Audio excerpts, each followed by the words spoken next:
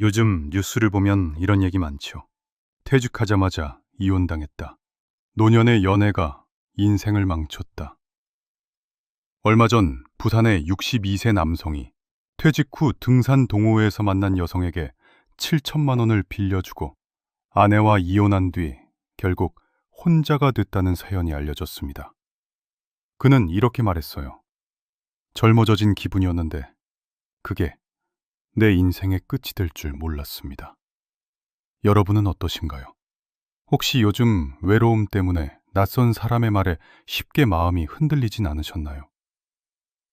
50대, 60대 황혼 이혼이 최근 10년 사이 2배 이상 늘었다는 사실 알고 계셨나요? 한순간의 설렘이 평생 쌓아온 가정을 무너뜨리는 일이 지금 우리 주변에서도 실제로 일어나고 있습니다. 지금 당신이 보고 있는 이 이야기는 단순한 사랑 이야기가 아닙니다. 퇴직 후 공허함 속에서 자신을 잃어버린 한 남자의 끝이 어떻게 되었는지를 보여주는 현실입니다. 제가 그 억울한 사연을 말씀드릴 테니 제발 끝까지 들어주세요. 우리 이제 각자 길 가자. 이 한마디가 32년의 결혼 생활을 끝냈습니다. 주인공 윤성호 씨는 인천의 한 중소기업에서 35년 동안 근무한 부장이었습니다. 공장 자동화 설비를 관리하던 그는 누구보다 성실했고, 퇴직을 앞두고도 내가 나가면 회사가 불편하지 않을까 걱정할 만큼 책임감이 강했습니다. 퇴직식 날 동료들이 건넨 꽃다발과 명패를 품에 안고 돌아오던 길, 성호 씨의 손에는 새 등산화 한 켤레가 들려 있었죠. 이제 나도 여유롭게 산이라도 다녀야지. 그때까지만 해도 그는 그렇게 믿었습니다. 하지만 현실은 달랐습니다. 퇴직 후 3일째 되는 날, 아침 7시에 눈을 떴지만 갈 곳이 없었습니다. 부엌에서 커피를 내리던 아내 정희 씨는 물었습니다. 오늘은 뭐 할 거야? 그냥 집 근처 좀 돌아볼까? 짧은 대화 뒤엔 정적이 흘렀습니다. 딸은 결혼에 분가했고 아들은 지방에서 일하느라 1년에 몇 번 얼굴 보기 힘들었습니다. 식탁엔 두 사람분의 밥이 있었지만 대화는 늘 같았죠.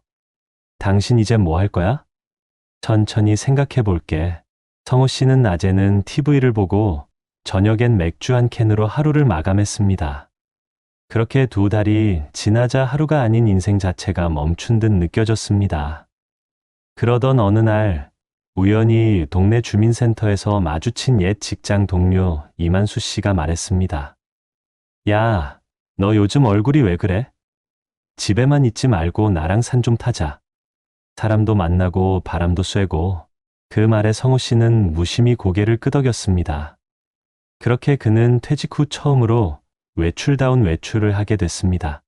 토요일 아침 아직 새것 냄새가 나는 등산화를 신고 인천 청량산 입구에 섰을 때 그는 묘한 설렘을 느꼈습니다.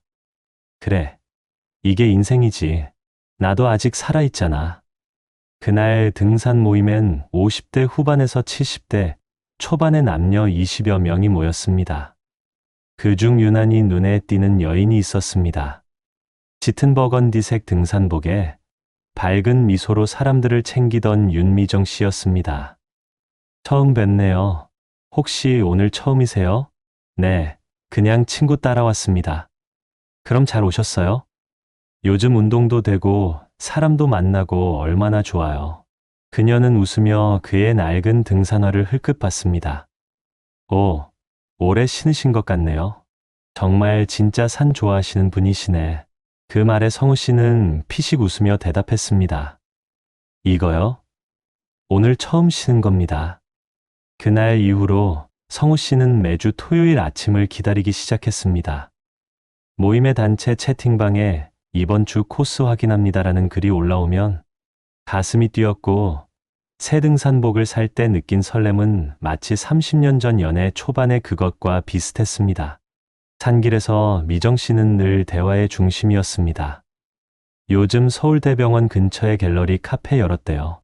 그 작가 작품 진짜 멋있더라고요. 그녀의 이야기는 언제나 세련됐고 화려했습니다. 문화센터, 미술 전시, 제주도 여행. 그녀의 세계는 성우 씨가 평생 한 번도 경험하지 못한 것이었죠. 하산 후 식당에서 이어진 뒤풀이 자리에서 미정 씨는 술잔을 들며 성우 씨에게 물었습니다. 부장님은 요즘 뭐 하세요? 이젠 그냥 백수죠. 집에만 있으니 미칠 것 같아요. 그럴 때일수록 자신을 새로 만들어야 해요. 저도 이혼하고 나서 완전 새 인생이에요. 그녀는 아무렇지 않게 이혼이라는 단어를 꺼냈고 성호 씨는 순간 묘한 친밀감을 느꼈습니다. 이 사람은 나랑 비슷한 외로움을 아는구나. 그날 이후 두 사람은 산이 아닌 카페에서 자주 만났습니다. 등산 대신 커피 한 잔 어때요? 처음엔 단순한 제안이었지만 만남은 점점 잦아졌습니다. 미정 씨는 늘 자신감 넘치고 밝았습니다. 성호 씨, 이런 얘기 들으면 힘 빠질 수도 있겠지만 요즘 남자들 진짜 다 기 죽어 있대요. 그런데 저는 성우 씨 보면 듬직하고 안정감 있어서 좋아요. 그녀의 말 한마디에 성우 씨의 오랜 침묵이 깨어졌습니다. 그는 매일 아침 휴대폰을 들여다보며 그녀의 메시지를 기다렸습니다. 오늘 커피 마실까요? 내일 시간 되시면 전시회 가요. 하루가 가볍고 다시 누군가에게 필요한 사람이 된 것 같은 느낌이 들었습니다. 하지만 그 시간만큼 그의 집은 점점 싸늘해졌습니다. 저녁 식탁에선 늘 한쪽 자리만 비어 있었죠. 요즘 사는 매일 타? 아내 정희의 물음에 그는 짜증 섞인 말투로 답했습니다. 운동 좀 한다는데 뭐가 문제야? 당신 예전엔 주말마다 나랑 시장 다녔잖아. 그땐 그럴 여유도 없었지. 이제는 좀 나도 나답게 살고 싶어. 그 말 이후 부부 사이의 대화는 더 이상 이어지지 않았습니다. 서로의 시선이 닿지 않는 집. 식탁 위에는 식은 국 한 그릇과 싸늘한 밥이 남아 있었습니다. 며칠 뒤 미정 씨가 조심스럽게 말을 꺼냈습니다. 성우 씨, 저 요즘 사업 준비 중이에요. 문화센터 근처에 커피랑 그림 전시 같이 하는 공간. 요즘 이런 데 인기 많아요. 근데 조금만 투자해주면 진짜 괜찮을 것 같아요. 저랑 같이 해봐요. 성호 씨 이름으로 하면 신뢰도도 올라가요. 그녀의 말은 부드럽고 달콤했습니다. 퇴직금 일부 정도는 괜찮겠지. 그는 통장을 열어 숫자를 확인했습니다. 1억 2천만 원. 그중 4천만 원을 송금하는 데 걸린 시간은 10분도 되지 않았습니다. 이상하게도 돈을 보내는 순간 마음이 편해졌습니다. 마치 그 돈이 새 인생으로 가는 티켓값처럼 느껴졌죠. 그날 밤 아내는 식탁 위에서 낡은 등산화를 발견했습니다. 진흙이 잔뜩 묻은 채로 신발장 옆에 놓인 그것은 한때 남편이 새 삶의 시작이라며 자랑하던 바로 그 신발이었습니다. 정희는 그 등산화를 손에 들고 한참 바라보다가 말없이 신문지 위에 내려놓았습니다. 그때부터였을 겁니다. 그녀가 남편의 변화를 기록하기 시작한 것은 당신 그 여자랑 무슨 사이야? 정희의 목소리는 담담했지만 그 안에는 오래 쌓인 피로와 슬픔이 섞여 있었다. 거실 탁자 위에는 깔끔하게 정리된 서류철이 놓여 있었다. 카드 명세서, 식사 영수증, 은행 이체 내역, 그 모든 증거가 말해주고 있었다. 남편의 마음이 이미 집을 떠났다는 사실을. 뭐가 그렇게 오해스러워? 그냥 아는 사람이야. 아는 사람한테 퇴직금 4천만 원을 보내. 정희의 목소리가 잠시 떨렸다. 당신 나한테 한 번이라도 그 돈으로 여행 가자고 말한 적 있어? 성우는 말문이 막혔다. 순간 미정의 밝은 미소가 떠올랐다. 그녀는 늘 그랬다. 성우 씨는 너무 따뜻한 사람이에요. 그런 진심을 알아주는 사람이 곁에 있어야죠. 그 말을 들을 때마다 자신이 아직 가치 있는 사람이라 믿을 수 있었다. 그 믿음이 지금 이 서류철 위에서 산산이 부서지고 있었다. 며칠 뒤 성우는 조용히 이혼을 꺼냈다. 정희, 우리 이제 각자 살자. 당신도 당신 인생 살아야지. 정희는 한참 동안 남편을 바라보다가 단 한마디를 남겼다. 그래. 그럼 잘 살아봐. 그날 밤, 방 한켠에 놓인 낡은 등산화가 그의 눈에 들어왔다. 한때 자유를 상징하던 그 신발이 이제는 죄책감처럼 느껴졌다. 그는 그 등산화를 현관문 밖으로 밀어냈다. 이제는 정말 새 출발이야. 그 순간만큼은 자신을 위로하고 싶었다. 이혼 후 성우는 자신을 자유인이라 부르며 스스로를 합리화했다. 하지만 그 자유는 오래가지 않았다. 미정에게서 사업이 잘 안 된다는 문자가 오기 시작했다. 임대료가 생각보다 너무 비싸요. 한 번만 도와주세요. 이번만 넘기면 진짜 자리 잡을 수 있어요. 그는 또다시 돈을 보냈다. 퇴직금의 절반이 사라졌을 때쯤 그녀의 연락이 끊겼다. 전화는 서비스가 일시 중지되었습니다라는 안내 멘트만 반복했다. 그는 며칠을 기다리다 결국 등산 모임 채팅방을 확인했다.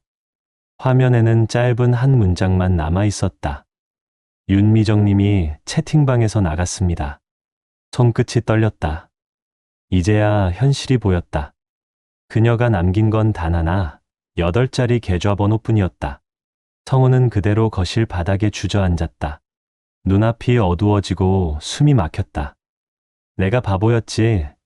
나 같은 놈이 무슨 새 인생이야. 며칠 후 그는 은행 창구를 찾았다. 남은 돈은 고작 180만 원.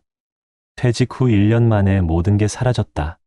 집은 이미 정희와 자녀에게 넘어갔고 자신은 전세 보증금 일부를 받아 월세로 옮겨야 했다. 새벽, 낡은 방의 창문으로 바람이 새어들어왔다. 냉장고 안에는 물 한 병뿐이었다. 그는 유리컵에 물을 따르고 한 모금 마셨다. 그 소리마저 공허했다. 문득 현관문 옆에 버리지 못한 등산화가 눈에 들어왔다. 너도 이제 나처럼 낡았구나. 그는 신발을 손에 들고 잠시 바라보다가 구석에 조용히 내려놓았다. 그 등산화엔 아직도 진흙이 말라붙어 있었다. 그 진흙은 그가 빠져나오지 못한 욕망의 흔적이었다. 한 달 뒤 그의 아들 윤태민이 찾아왔다. 아버지, 이게 뭐예요? 왜 집이 이래요? 성우는 말없이 미소만 지었다. 내가 잘못했지. 사람 하나 잘못 믿었어. 태민은 참았던 울음을 터뜨렸다. 엄마가 그 말 들으면 뭐라 할 것 같아요? 엄마는 혼자서 카페 차리고 다시 일어섰어요.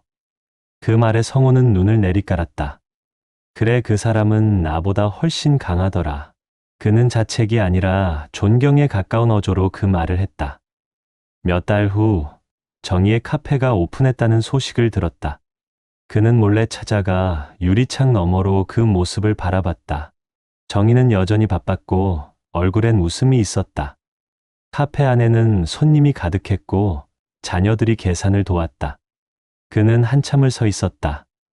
손에는 여전히 낡은 등산화가 들려 있었다.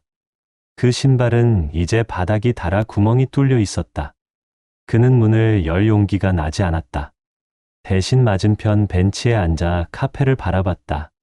그때 문득 창가에 놓인 커피잔에서 김이 피어올랐다. 그 김 너머로 정희가 웃는 얼굴이 보였다. 그 미소는 더 이상 자신을 위한 게 아니었다.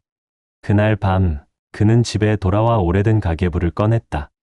생활비 도시락 4,200원, 교통비 1,800원, 그 아래로 조그맣게 글씨를 적었다. 오늘 처음으로 눈물이 나오지 않았다. 그는 새벽 5시에 알람을 맞추고 잠들었다. 다음 날 새벽 경비 아르바이트 첫날이었다. 거울 앞에서 작업복을 입은 그는 주름진 얼굴을 한참 바라봤다. 그래, 이게 내 새 인생이야. 늦었지만 다시 시작이야. 그로부터 1년 뒤 은행 통장에는 120만 원이 모여 있었다. 그가 10만 원씩 모아온 저축이었다. 거창하진 않았지만 이번엔 빼앗기지 않을 돈이었다. 그날 저녁 성우는 방 한가운데 낡은 등산화를 꺼내 들었다. 그 신발의 끈을 조용히 묶으며 중얼거렸다. 이 신발로 다시 걸어보자.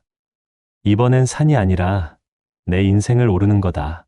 창밖엔 봄비가 내리고 있었다.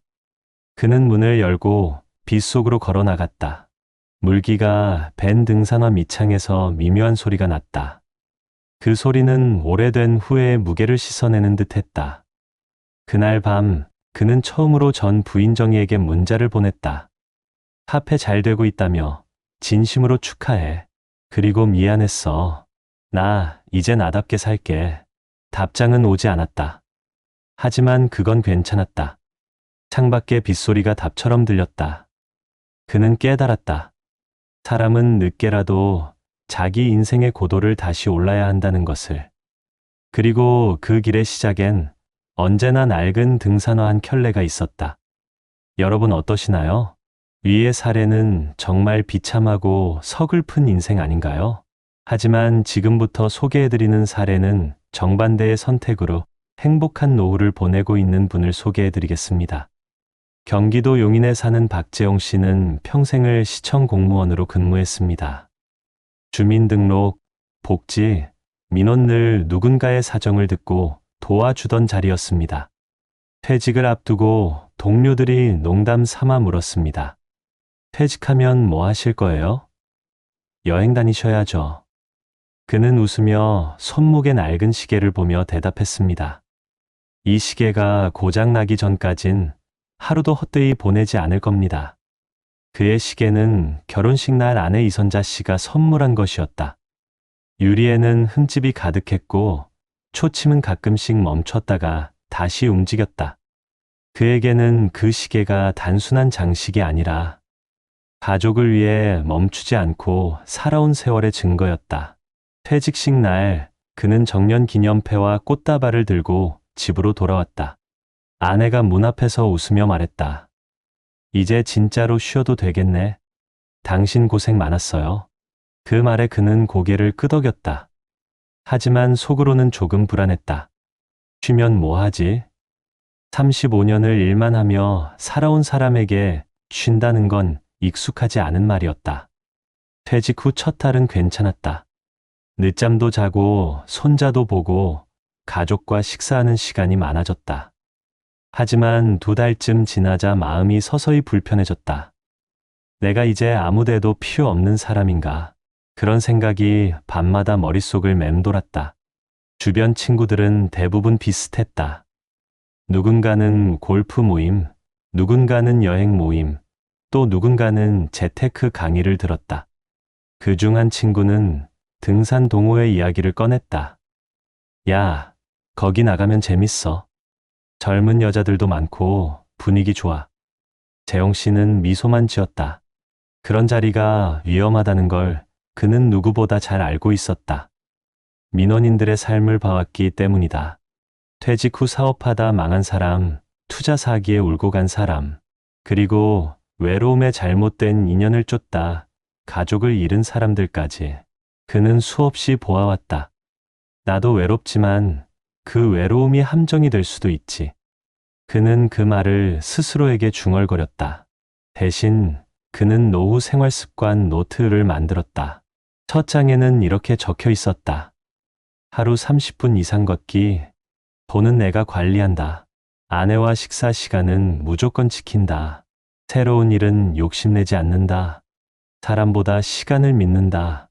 그 노트를 만든 이유는 간단했다. 누군가에게 휘둘리지 않으려면 내가 나를 관리해야 한다.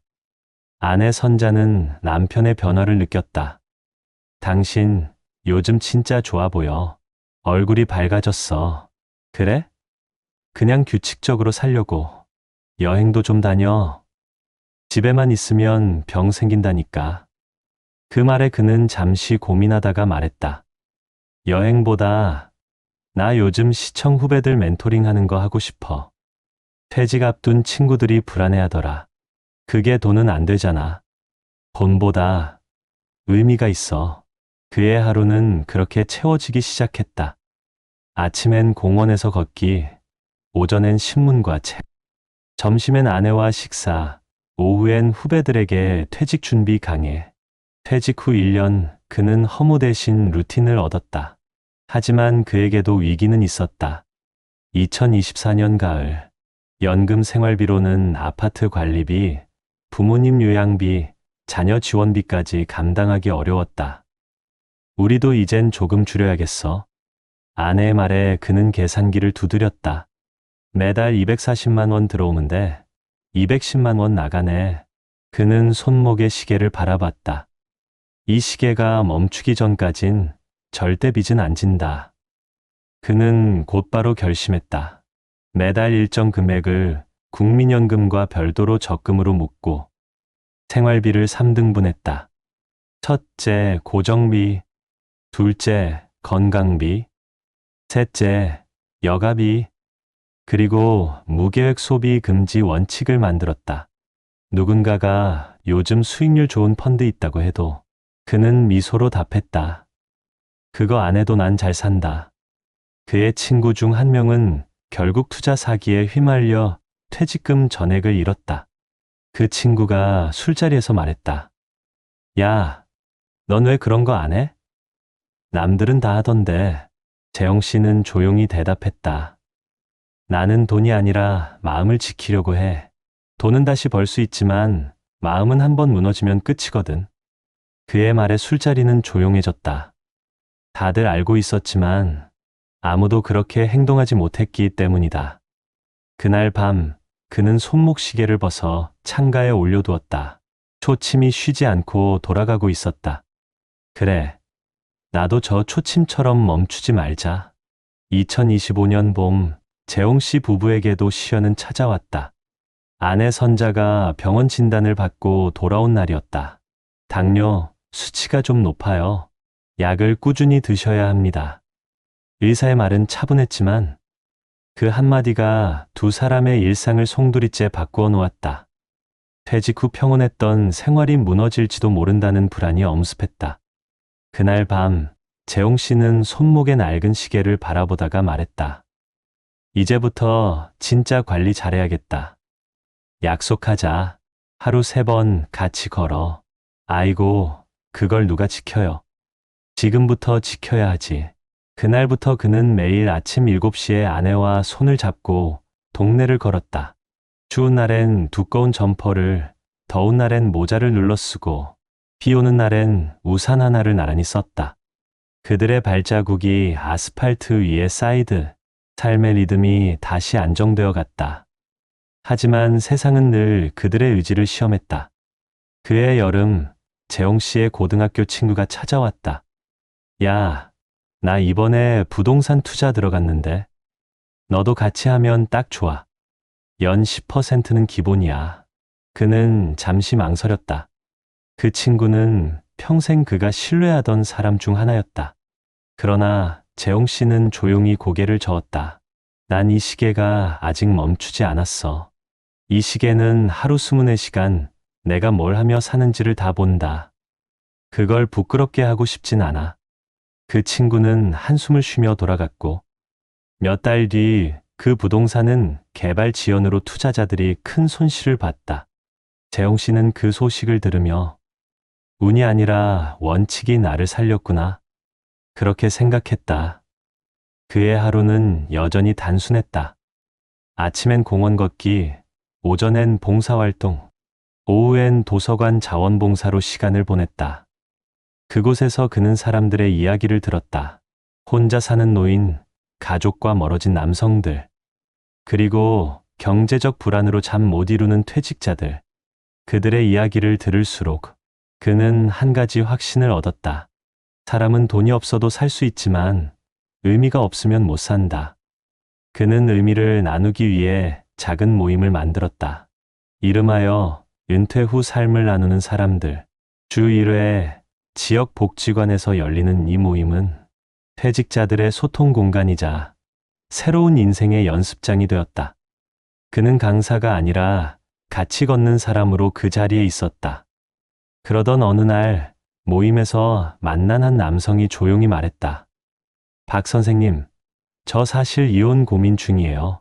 퇴직하고 나니까 아내랑 너무 멀어졌어요. 그의 말에 재홍 씨는 미소 지으며 대답했다.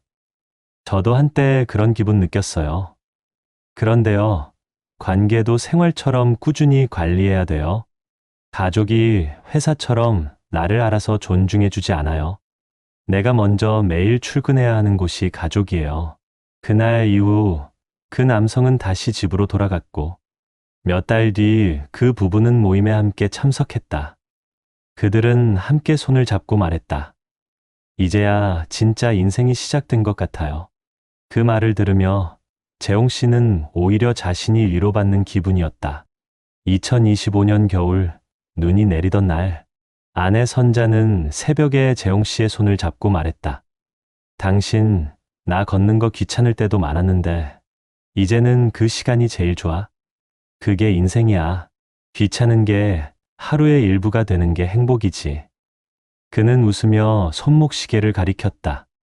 봐, 오늘도 멈추지 않았잖아. 그 시계의 초침은 여전히 일정한 속도로 움직이고 있었다. 마치 두 사람의 인생처럼 느리지만 확실하게. 그의 노후는 소박했지만 단단했다. 매달 연금 240만 원, 그중 40만 원은 적금으로, 20만 원은 기부금으로, 나머지는 생활비와 건강관리비로 나누었다. 집은 낡았지만 따뜻했고 식탁 위에는 매일 두 사람분의 밥이 놓였다. TV 속 뉴스에서는 퇴직 후 황혼 이혼 급증, 고령층 사기 피해 폭증 같은 기사가 쏟아졌지만 그는 리모컨을 내려놓고 아내의 손을 잡았다. 우린 그 뉴스 속 사람이 되지 말자. 그의 인생이 특별했던 건 돈이 많아서도 화려한 취미가 있어서도 아니었다. 그는 퇴직 후에도 작은 질서를 지켜냈다. 아침 식사, 산책, 감사 인사, 그리고 절제. 그 단순한 반복이 그를 무너지지 않게 했다. 2026년 봄, 손자 준서의 초등학교 입학식 날. 가족들은 모두 모였다. 아들, 며느리, 딸, 사위, 그리고 손자들까지. 그는 거실 창가에서 손목시계를 바라봤다. 이 시계, 아직 멀쩡하네. 아내가 웃으며 말했다. 당신이 안 멈췄으니까 시계도 멈출 이유가 없지. 그날 저녁, 가족들이 돌아간 뒤, 그는 혼자 커피를 내리고 베란다로 나왔다. 창밖에는 노을이 퍼지고 있었다. 붉은 하늘 아래에서 그는 시계를 벗어 창가에 올려놓았다. 초침이 천천히 돌며 햇살을 반사했다. 그는 중얼거렸다. 시간은 흘러도 마음은 늙지 않는다. 그 말엔 후회도 자책도 없었다. 그저 담담한 평화가 있었다. 밤이 깊어질 무렵 아내가 다가와 물었다. 당신 오늘따라 시계 오래 보네. 응. 그래도 아직 잘 가네. 그건 당신이 매일 감아주니까 그렇지. 그는 고개를 끄덕였다. 맞아. 사람도 매일 감아줘야 돼. 관계도, 인생도. 아내는 미소 지으며 그의 어깨에 기대었다. 초침 소리가 방 안을 가득 채웠다. 그건 두 사람의 지난 세월이 내는 리듬 같았다. 그의 인생은 거창하지 않았다. 그러나 흔들리지 않았다. 외로움보다 신뢰를 택했고, 욕심보다 질서를 지켰으며, 삶의 속도를 잃지 않았다. 그가 늘 말하던 한 문장이 있었다. 노후는 새 인생이 아니라 지금까지의 인생이 완성되는 시간이다. 그리고 그 말을 지켜낸 그의 손목엔 여전히 오래된 시계가 있었다. 멈추지 않는 초침처럼 그의 하루도 그렇게 묵묵히 흘러가고 있었다. 최근 한국에서 퇴직 이후 가정, 관계, 경제적으로 어려움을 겪는 사례가 급격히 늘고 있다는 통계가 나와 있습니다. 예를 들어 2022년 발표된 자료에 따르면 대한민국에서 전체 이혼 건수는 줄어드는 가운데도 60세 이상 부부의 이혼 건수는 연간 약 7,900건에서 17,900건으로 2배 이상 증가했습니다. 이는 단순히 노년의 이혼이 많아진 것이 아니라 오랜 기간 함께 살아온 부부가 퇴직 이후 혹은 노후의 삶의 균형을 잃음으로써 관계 붕괴를 겪는 사례가 증가하고 있음을 보여줍니다. 또한 국내 연구에 따르면 은퇴 준비가 부족하고 사회적 활동이 적은 퇴직자들은 우울증 위험이 유의미하게 높아지는 경향이 있습니다. 더불어 은퇴 후 삶의 만족도 및 적응 수준을 분석한 연구에서 은퇴 준비 수준이 높고 활발한 사회 참여를 유지한 사람은 삶의 만족도가 유의미하게 높고, 반대로 준비 부족과 고립을 겪은 사람은 적응에 어려움을 겪는다는 결과가 나왔습니다. 한 다국적 연구에서는 활동적 은퇴, 즉 건강관리와 사회참여, 경제적 자립을 유지하는 은퇴자가 정신건강 측면에서 가장 우수한 예측 요인을 보였다는 보고가 있습니다. 이들 통계를 종합해보면 다음과 같은 핵심 메시지가 나옵니다. 첫째, 노후의 경제적인 기반의 불안정이 관계와 건강에 곧바로 영향을 미칩니다. 대한민국의 공적연금 체계도 여전히 개인의 자산이나 노동소득, 연계성이 강하며 평균 생활비 대비 수급액이 부족하다는 평가가 있습니다. 둘째, 은퇴 이후 일과 역할이 단절되면서 그 자리를 외로움, 무기력, 관계 단절이 채우는 경우가 많습니다. 이런 변화가 의미 상실로 연결되면 건강이나 가족 관계에서 갈등이 증폭됩니다. 셋째, 반대로 은퇴 후에도 구조화된 루틴, 즉 규칙적인 신체 활동, 의미 있는 인간관계, 재정관리, 가족관계 유지 등이 있는 경우 노후 적응이 훨씬 유리하다는 것이 다수 연구에서 확인되고 있습니다. 한국의 한 연구에서는 50대 이상 은퇴 예정자를 대상으로 한 조사에서 퇴직 전의 재정, 심리, 사회적 준비가 충분한 사람일수록 우울증 증상이나 재취업 압박을 덜 겪는다는 결과가 나왔습니다. 또한 해외 자료에서도 은퇴 직후 활동 수준이 급격히 떨어지는 사람은 삶의 만족도가 낮아지고, 반대로 규칙적인 사회 참여를 유지한 사람은 건강과 관계 모두에서 긍정적 변화가 나타났다는 결론이 있습니다. 이처럼 노후 준비에 있어서 경제, 건강, 관계 이 세 축이 서로 맞물려 있다는 점이 분명합니다. 경제적으로 준비가 미흡하면 건강이 위협받고, 건강이 나쁘면 사회관계가 위축되며, 고립된 관계는 정신적, 신체적 붕괴로 이어질 수 있습니다. 반대로 이 세 축을 균형 있게 관리하면 퇴직 이후에도 삶의 리듬이 유지되며 가족이나 사회 속에서 제 역할을 유지하면서 노후를 비교적 안정적으로 보내는 것이 가능합니다. 따라서 앞서 소개한 두 사례는 단순히 개인의 선택이 아니라 이 통계와 연구가 보여주는 노후 실패와 성공의 경로를 명확히 보여주는 살아있는 증거라 할 수 있습니다. 이제 이어지는 조언 부분에서는 여러분이 지금부터 점검해 볼 수 있는 핵심 준비 사항을 함께 살펴보겠습니다. 이제부터는 우리가 살펴본 두 가지 극단적인 노후 준비 사례, 즉 준비 부족으로 무너졌던 사례와 준비를 통해 안정된 노후를 살아가고 있는 사례를 바탕으로 해결책을 이야기해 보겠습니다. 대한민국 정부와 지자체는 이미 다양한 노인복지 정책을 시행하고 있는데요. 먼저 중앙정부 차원에서는 노인고용 및 사회활동 지원이라는 명목으로 2023년부터 2027년까지 제3차 종합계획을 발표했고, 이를 통해 노인 일자리 확대와 사회 서비스 분야로의 고령자 참여 비중을 40% 이상으로 높이려는 목표를 제시했습니다. 또한 노인 복지주택 공급을 연간 1,000세대에서 3,000세대로 확대하겠다는 내용도 포함되어 있어 주거와 커뮤니티 지원을 강화하는 방향이 잡혀 있습니다. 지역 지자체에서는 노인복지관과 경로당을 중심으로 건강여가 사회 참여 프로그램을 운영하며 노인이 단절되지 않고 활동할 수 있도록 공간과 기회를 마련하고 있습니다.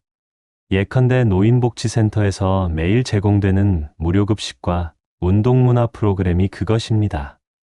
해외에서도 비슷한 문제를 해결하기 위해 미국에서는 고령자를 위한 영양 지원, 재택 지역 기반 돌봄, 이동 서비스, 사회 참여 및 평생학습 프로그램을 법제화하여 운영 중입니다. 이런 제도들은 노인이 일 없이 집에만 있는 상태에서 탈피하여 사회적 역할을 유지하고 신체 정신 건강을 지키며 경제 주거 관계 위기에서 자유로울 수 있게 만들어줍니다. 따라서 여러분께 권하고 싶은 실질적인 조언은 다음과 같습니다. 첫째, 거주지 관할 구청이나 시군구 노인복지과에서 운영하는 노인 맞춤형 주거 지원 혹은 실버타운 공급 사업 정보를 확인하고 TOC 신청하는 것이 좋습니다. 둘째, 퇴직 이후라도 일자리 또는 재능 기부 형태의 사회활동을 정기적으로 유지하는 것이 권장됩니다. 정부가 제공하는 신중년 노인 일자리 플랫폼을 통해 공공 서비스 또는 민간 서비스 분야로 참여하는 것을 고려해 보세요. 셋째, 건강과 여가를 위한 프로그램 지역 복지관이나 경로당의 운동문화 학습 프로그램에 적극 참여하여 규칙적인 루틴을 만들되 동시에 관계 유지와 가정 내 소통에도 신경 써야 합니다. 넷째, 정부와 지자체에서 제공하는 무료 상담이나 재정노후 설계 프로그램을 활용해 재정적 기반을 점검하고 가능하다면 지역 금융복지센터나 은퇴 설계 워크숍을 통해 삶의 구조를 다시 점검해 볼 필요가 있습니다. 이러한 조치들은 단순히 문제를 막는 노력이 아니라 안정된 노후를 설계하는 필수 행위입니다. 지금이 바로 실행할 시기입니다. 여기까지 보셨다면 좋아요 버튼 한번 눌러주시고 노후 준비에 대한 생각을 갖고 계시다면 지금 이 순간부터 작은 변화 하나를 시작해 보세요. 퇴직 후 인생의 마지막 산을 오르려던 한 남자는 외로움에 이끌려 길을 잃었습니다. 믿었던 사람에게 속고 함께였던 가족과도 멀어졌죠. 그의 손에 남은 건 흙이 묻은 등산화 한 켤레뿐이었습니다. 그 신발은 자유의 상징이었지만 결국 후회의 무게를 담은 짐이 되어버렸습니다. 반면 또 다른 남자는 같은 시계 아래에서 전혀 다른 길을 걸었습니다. 그는 화려한 산이 아닌 매일 같은 길을 걸었습니다. 아침 햇살에 아내의 손을 잡고 초침이 돌아가는 소리에 하루를 시작했습니다. 그의 손목 위 낡은 시계는 오늘 하루를 성실히 살아냈다는 조용한 증거였습니다. 두 사람의 노후는 같은 시간 속에서 시작됐지만 전혀 다른 끝을 맞았습니다. 한 사람은 외로움에 흔들렸고 또 한 사람은 사랑으로 단단해졌습니다.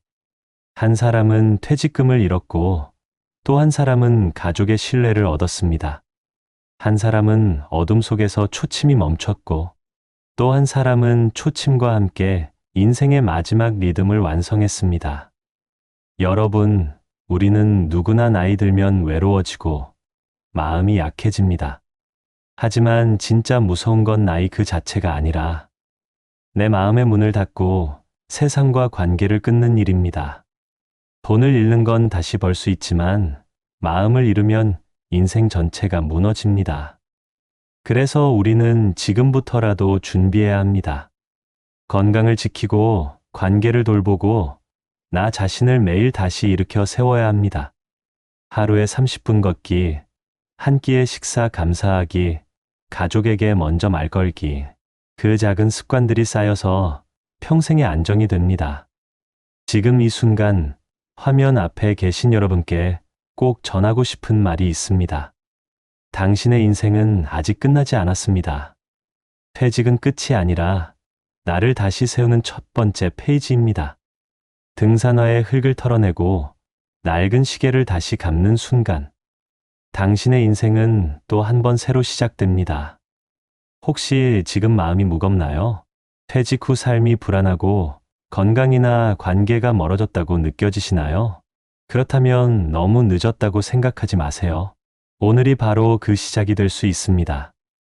누군가에겐 인생의 끝이지만 누군가에겐 회복의 첫걸음이 됩니다. 외로움을 선택하면 후회가 찾아오지만 관계를 붙잡으면 희망이 찾아옵니다. 무기력함에 젖으면 세상이 멀어지지만 한 발 내디디면 세상이 다시 다가옵니다. 그리고 무엇보다 그 길의 끝엔 당신을 기다리는 가족이 있습니다. 그들의 미소는 돈으로 살 수 없고 당신이 다시 일어설 때 비로소 되찾을 수 있는 선물입니다. 우리 모두 언젠가 노을 같은 나이를 맞이합니다. 하지만 그 노을이 어둠이 될지 따뜻한 빛이 될지는 지금 우리가 어떤 마음으로 하루를 사느냐에 달려 있습니다. 그 남자는 시계를 멈추지 않았습니다. 그 초침은 여전히 사랑하는 사람 곁에서 천천히 흘러가고 있습니다. 이제는 우리도 그 초침처럼 살아야 합니다. 멈추지 않고 흐르고 조금 늦더라도 한 걸음씩 나아가야 합니다. 그리고 그 길의 끝에서 그래도 내 인생 참 괜찮았다. 이 한마디를 미소 지으며 말할 수 있기를 바랍니다. 오늘 영상이 마음에 닿았다면 당신의 인생 시계도 한번 감아주세요. 그 초침은 멈춘 적이 없습니다. 당신의 내일도 여전히 아름답게 흘러가고 있으니까요. 승진 명단에서 내 이름이 빠진 순간 나는 세상에서 가장 작은 사람이 되어버렸습니다. 여러분, 혹시 이런 경험 있으신가요? 밤낮 없이 일했는데도 승진해서 이름이 빠져 있을 때 그 허탈함과 분노 남들이 박수받는 순간 나는 왜 뒤처진 걸까 하는 씁쓸한 말입니다. 최근 대한민국 직장인 조사에서도 50대 남성의 절반 이상이 공든 노력이 인정받지 못했다는 좌절을 겪었다고 합니다. 그런데 이 문제는 단순히 직장에서의 실패가 아니라 가족의 삶과 자존감까지 흔들리게 만듭니다. 특히 우리 세대 40대, 50대, 60대에게 승진, 실패는 단순한 일이 아닙니다. 곧장 해고의 불안, 경제적 압박, 그리고 건강마저 위협하는 무거운 그림자로 다가오기 때문이죠. 하지만 반대로 이 시기를 어떻게 이겨내느냐에 따라 인생의 다음 장이 달라집니다. 오늘은 승진에서 탈락한 아들에게 건네는 아버지의 편지를 통해 우리가 놓치지 말아야 할 삶의 지혜를 함께 나누고자 합니다. 끝까지 함께 해주시면 지금의 상처를 새로운 출발점으로 바꾸는 길을 분명히 찾으실 수 있을 겁니다. 본격적인 영상 시작 전에 구독과 좋아요는 영상 제작에 정말로 큰 힘이 됩니다. 책상 위에 흰 봉투가 놓여 있었다. 아들에게라고 또박또박 적힌 글자. 박성호는 저녁밥을 시켜둔 채 회사에서 돌아온 아들 민재의 어깨가 축 늘어진 것을 보고도 아무 말 하지 못했다. 2025년 봄, 물가도 대출이자도 버겁고 병원비 영수증은 늘 두툼해지는 때 그의 집 거실에는 오래된 선풍기 바람과 씁쓸한 한숨만 맴돌았다. 성우는 중소기업 영업팀 부장으로 정년을 채우고 몇 해 전 퇴직했다. 자랑할 경력은 많지 않았다. 매출이 오르던 해보다 버티던 해가 더 많았고 명함에 새겨진 직함보다 고객에게 먼저 안부를 묻던 습관이 몸에 밴 사람. 그가 오늘 밤 꺼낸 건 회식 자리에서 배우지 못한 말들이었다. 버티는 법과 스스로를 잃지 않는 버프, 그리고 내가 승진해서 미끄러졌다고. 내 인생이 미끄러진 건 아니라는 말. 봉투 속 편지는 그렇게 시작됐다. 사연 도입 민재는 수도권 제조업체의 품질관리 파트에서 잔업을 달고 살았다. 주말마다 공장 라인을 돌며 불량률 보고서를 고쳤고 상사에게는 현장 정리도 실력이라는 말을 배우며 묵묵히 치웠다. 평범했지만 성실했고 집에 오면 엄마 약 봉투를 챙기고 전세 만기 알림을 확인하는 가족을 먼저 떠올리는 아들이었다. 갈등 전개. 그런데 올봄 인사 발령 공지가 올라왔을 때 민재의 이름은 명단에 없었다. 후배가 먼저 팀장을 달았고 새로운 바람이라는 한 줄 코멘트가 사무실을 지나갔다. 그날 밤 냉장고 문 앞에서 그는 말없이 물만 마셨다. 절정 한 달이 지나자 경무와 초조가 겹쳐졌다. 라인에서 작은 사고가 났고 책임 소재를 둘러싼 회의에서 민재는 스스로를 더 몰아붙였다. 야간 근무 뒤 돌아온 새벽, 거실 불을 끄지 못한 채 소파에 웅크려 있던 그의 손에서 사원증이 바닥으로 떨어졌다. 전환성호는 그 손을 조용히 들어 올리며 서랍 깊숙이 넣어두었던 자신의 오래된 수첩을 꺼냈다. 아빠도 내 나이 때 승진 명단에서 3번 미끄러진 적이 있다. 그때 회사 계단을 오르내리며 내가 부족해서일까만 수백 번 되뇌었다. 그런데 버틴 끝에 알게 된 건 실력은 하루아침에 보이지 않고 태도와 관계가 먼저 보인다는 사실이었다. 그는 더 길게 말하지 않았다. 장판에 툭 떨어진 사원증을 집어 책상 위에 올려두고 내일은 보고서 첫 문장부터 바꿔보자라고만 적었다. 공장 안전등이 꺼지는 시각, 카드값 청구 알림이 울리는 시각, 전기요금, 인상 알림이 뜨는 시각을 그는 알고 있었다. 그래서 문장 사이사이에 작은 행동표를 끼워 넣었다. 라벨, 표기, 순서, 확인. 마음이 무너지기 전에 손부터 움직이게 하는 장치였다. 공감 유도. 마무리 남 얘기 같지 않다. 그치. 그래서 내가 편지를 썼다. 상징처럼 흰 봉투가 탁자 위에서 작은 숨을 쉬었다. 성호의 편지는 장황하지 않았다. 첫 장에는 돈 얘기가 없었다. 다만 누가 너를 평가하든 너는 너를 깎지 마라는 문장이 3번이나 반복되어 있었다. 그리고 둘째 장에는 그가 젊은 시절 겪었던 눈물의 골짜기가 조용히 적혀 있었다. 영업팀 막내였던 어느 해 여름, 창고에서 반품 상자를 밤새 옮기다 허리를 삐끗했고, 다음 날 아침 고객 미팅에선 가격표 한 줄을 틀려 계약을 놓쳤다. 그때 선배는 실수에 이름표를 달아두면 다음엔 먼저 알아본다라고 했다. 성우는 그 말을 그대로 적었다. 실수는 내 것, 교훈도 내 것. 그는 아들에게 실패를 강의하지 않았다. 그저 실패를 붙잡고 지나온 밤들을 보여주었다. 퇴직 뒤 몇 해, 그는 매달 장부를 정리하며 현실을 배웠다. 식용유 값이 오르고 공공요금이 오를 때 눈을 감고 지낼 수 없다는 것. 이자 고지서가 도착하는 날이면 작은 정구 하나라도 꺼야 마음이 편해지는 것. 그래서 민재가 승진 명단에서 빠졌다는 소식은 체면보다 생활을 먼저 떠올리게 했다. 승진 수당이 오르면 병원비 부담을 조금 덜 수 있고 적금 만기 때 전세 보증금을 보태기 수월할 것이다. 그러나 그는 편지에서 단 한 줄도 돈으로 아들을 재지 않았다. 돈은 방편이고 너는 목적이다. 그는 적었다. 목적을 잊으면 방편이 주인을 먹는다. 편지 넷째 장에는 그가 영업팀 부장 시절에 배운 현장의 언어가 담겨 있었다. 사람은 성적표로 움직이지 않는다. 관계로 움직인다. 민재가 후배에게 자리를 내준 건 능력이 없어서만은 아닐 수 있다는 불편하지만 현실적인 문장도 있었다. 일은 숫자로 보이지만 기회는 사람의 입으로 온다. 그래서 그는 아들에게 3가지만 부탁했다. 첫째, 말 없는 인사를 그만둘 것. 둘째, 고쳐야 할 것을 먼저 고치고 고칠 수 없는 것은 묻어두는 순서를 배울 것. 셋째, 라인에서 사고가 나면 책임 대신 절차를 먼저 확인할 것. 그 순서는 성과보다 안전을, 성급한 정의보다 지속을 지키는 법이었고 무엇보다도 아들의 자존감을 지키는 최소한의 울타리였다. 밤이 깊어갈수록 문장들은 더 짧아졌다. 너는 괜찮다. 아빠가 알아본다. 명단이 전부가 아니다. 하지만 편지는 결코 달콤하지 않았다. 내일 출근해서 어제처럼 하지 마라. 마지막 장에는 작은 포스트잇이 붙어 있었다. 현장 순회 시간 바꾸기, 보고서 첫 줄에 선행 조치 적기, 점심시간에 라인장에게 감사 문자 보내기. 거창한 전략이 아니었다. 버티는 기술, 견디는 생활, 다시 서는 순서를 적은 메모였다. 창밖으로 새벽 택배차가 지나갔다.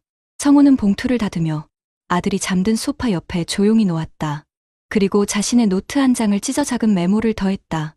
아들, 내가 이겨내도 되고 잠시 멈춰도 된다. 다만 내가 내 편인 것만 확인해라.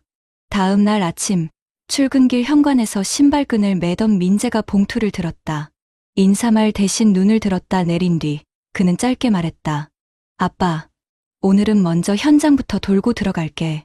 그 말 속에 성우는 알았다. 아직 명단에는 없지만 오늘의 한 줄이 내일의 명단을 바꿀 수도 있다는 것을. 그리고 그 바꾸는 힘은 누군가의 편지에서 시작된다는 것을 거실시계는 새벽을 가리켰다. 아침 공기는 차가웠다. 민재는 출근길 지하철 손잡이를 잡고도 눈을 감았다. 회사 건물 앞에 서니 여전히 마음은 무거웠다. 승진 발표가 있던 그날, 복도에서 들려오던 박수 소리가 귓가를 떠나지 않았다. 민재 씨도 열심히 했는데 이번엔 아쉽네요.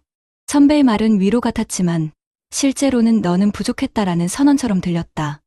그때부터였다. 업무 하나에도 긴장이 몰려와 손끝이 떨리고 작은 실수마저 2배로 크게 다가왔다. 절정은 예상치 못한 순간에 찾아왔다.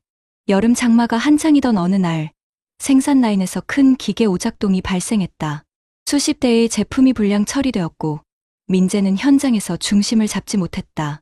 보고서 작성 과정에서 숫자가 틀렸다는 지적을 받자 그는 회의실에서 눈앞이 하얘졌다. 누군가는 무심히 승진 못하는 이유가 있네라고 중얼거렸다. 그 말이 비수처럼 꽂혔다. 퇴근길, 비에 젖은 양복 주머니에서 아버지가 남긴 편지 봉투가 손끝에 닿았다. 그 순간 그는 깨달았다. 자신이 두려워하는 것은 승진 자체가 아니라 인정받지 못하는 존재로 남는다는 공포였다. 그날 밤, 민재는 편지를 다시 꺼내 읽었다. 돈은 방편이고 너는 목적이다. 그 한 줄이 낡은 전등불 아래서 또렷하게 보였다. 아버지가 젊은 시절 반품 상자를 옮기며 삐끗한 허리를 붙잡고도 다음 날 고객을 찾아갔다는 이야기가 떠올랐다. 실수는 내 것, 교훈도 내 것. 그 말은 패배의 낙인이 아니라 살아가는 기술이라는 걸 처음 이해했다. 전환의 순간은 그 다음 주에 찾아왔다. 민재는 보고서를 제출하면서 첫 장에 작은 메모를 붙였다. 선행 조치 불량 원인 추적 완료, 예방 프로세스 보완 중. 이전에는 단순한 결과 보고서였지만 이번에는 과정과 개선을 담았다. 상사는 의외라는 듯 고개를 끄덕였다. 라인장에게는 점심시간에 짧은 감사 메시지를 보냈다. 어제 도움 주셔서 고맙습니다. 대단한 변화는 아니었지만 현장의 공기가 조금 달라졌다. 누군가 그에게 이번에는 잘했네라고 말했다. 그 짧은 문장이 그의 숨을 틔웠다. 그는 더 이상 승진 탈락을 끝으로 보지 않았다. 오히려 이 시간이 내 자존심을 다시 세우는 훈련이라고 받아들이기 시작했다. 아버지가 편지에서 적었던 말처럼 명단이 전부가 아니다라는 사실을 확인했기 때문이다. 물론 현실은 여전히 팍팍했다. 기름값은 오르고 회사 식당 밥값도 올랐다. 하지만 그는 작은 메모 습관을 이어갔다. 라벨, 표기, 순서, 확인. 눈앞에 일을 붙잡아 두는 그 습관이 하루를 버티는 힘이 되었다. 시간은 조금씩 민재의 편이 되어 주었다.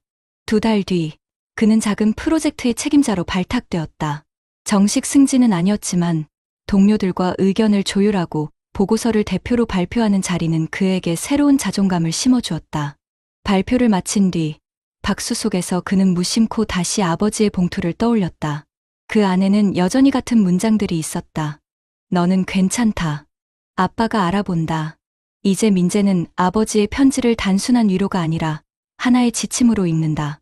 실패는 내 것이지만 교훈도 내 것이다. 그 말이 그를 일으켜 세운 것이다. 그리고 그 편지를 건넨 아버지 역시 정년 후 퇴직금을 생활비와 대출 상환으로 거의 다 써버리면서도 꺾이지 않고 하루하루를 살아낸 증인이었다. 중소기업 영업팀 부장으로 화려한 성과는 없었지만 끝까지 버티며 회사를 지킨 아버지의 인생이 그 편지 한 장에 고스란히 담겨 있었다. 여러분, 이 이야기가 남 얘기 같으신가요? 사실 지금도 수많은 직장인들이 같은 고민 속에 살아가고 있습니다. 승진 탈락은 곧장 해고나 퇴직으로 이어지지 않아도 마음속에서는 이미 내가 밀려났다는 절망을 낳습니다. 하지만 기억해야 합니다. 명단은 사람을 결정하지 않습니다. 우리가 붙잡아야 할 건 자존감이고 그 자존감은 작은 메모, 한 줄의 편지, 누군가의 짧은 격려 속에서 다시 살아납니다. 아버지가 아들에게 전한 편지는 결국 이렇게 말하고 있었습니다. 명단에서 빠져도 내 삶에서 빠지지 마라. 이 메시지는 우리 모두에게 필요한 말이 아닐까요?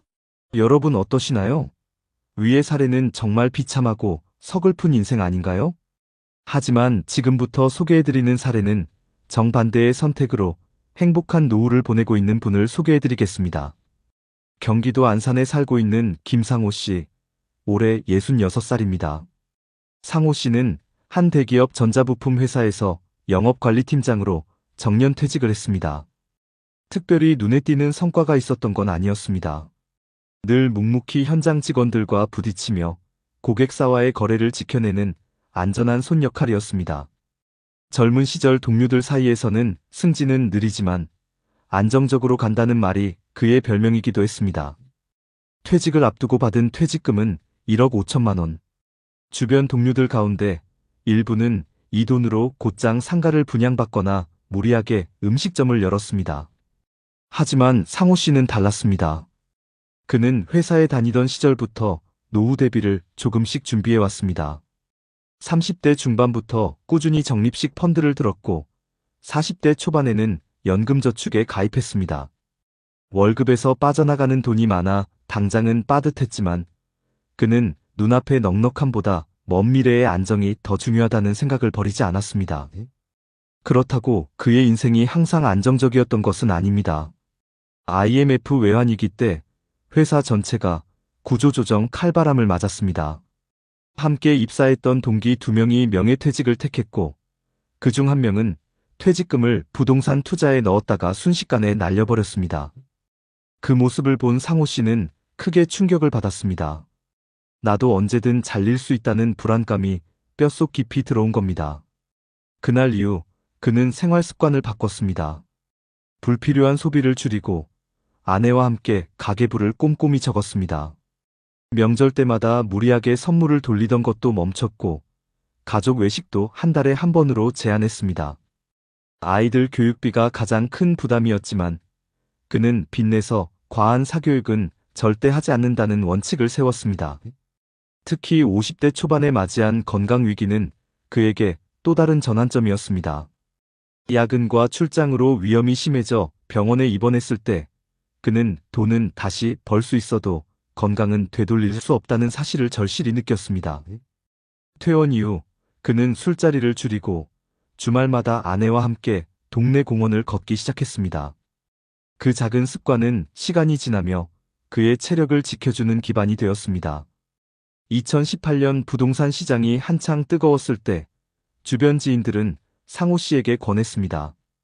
퇴직 전에 미리 상가 하나 사두는 게 최고야. 나중에 임대료 받으면 연금보다 낫지. 실제로 같은 부서 후배 한 명은 대출을 끌어다 작은 상가를 샀습니다. 하지만 2023년 경기 침체와 함께 공실이 늘어나자 후배는 이자도 못 내 힘들어하는 모습을 보였습니다. 반면 상호 씨는 유혹을 뿌리쳤습니다. 그는 아내와 함께 긴 대화를 나눴습니다. 여보, 퇴직금은 절대 한 방에 날아갈 수 있는데 쓰지 말자. 안정적인 흐름이 필요해. 그래, 우리 나이엔 모험보다 확실한 게 좋아.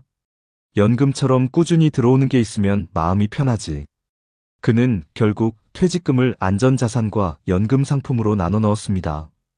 일부는 은행 정기예금으로, 일부는 연금저축계좌에 추가 납입했습니다. 남은 돈은 생활비 비상금으로 두었습니다. 2025년 현재 물가는 꾸준히 오르고 있습니다. 전기요금과 가스요금 인상, 식료품 가격 상승은 많은 은퇴자들에게 큰 부담이 되고 있죠. 하지만 상호 씨 부부는 비교적 여유로운 생활을 이어가고 있습니다. 매달 국민연금과 연금저축에서 나오는 금액이 합쳐져 생활비를 충당할 수 있기 때문입니다. 무엇보다 큰 차이는 마음의 안정이었습니다. 같은 아파트 단지의 또래 이웃 중 일부는 여전히 아르바이트를 전전하거나 자녀에게 생활비를 의지하고 있었습니다.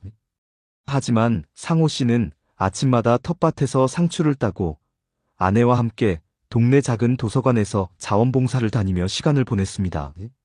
손주가 놀러오면 준비해둔 저금통에서 용돈을 꺼내주는 재미도 있었습니다. 그는 종종 아내에게 이렇게 말하곤 합니다. 내가 예전에 무리해서 상가 투자했으면 지금 아마 집도 잃고 마음도 잃었을 거야. 아내는 웃으며 대답합니다. 당신이 미리 준비해둔 덕분에 지금 이렇게 웃는 거잖아요. 여러분, 상호 씨의 이야기는 결코 특별한 재능이나 운 덕분이 아닙니다.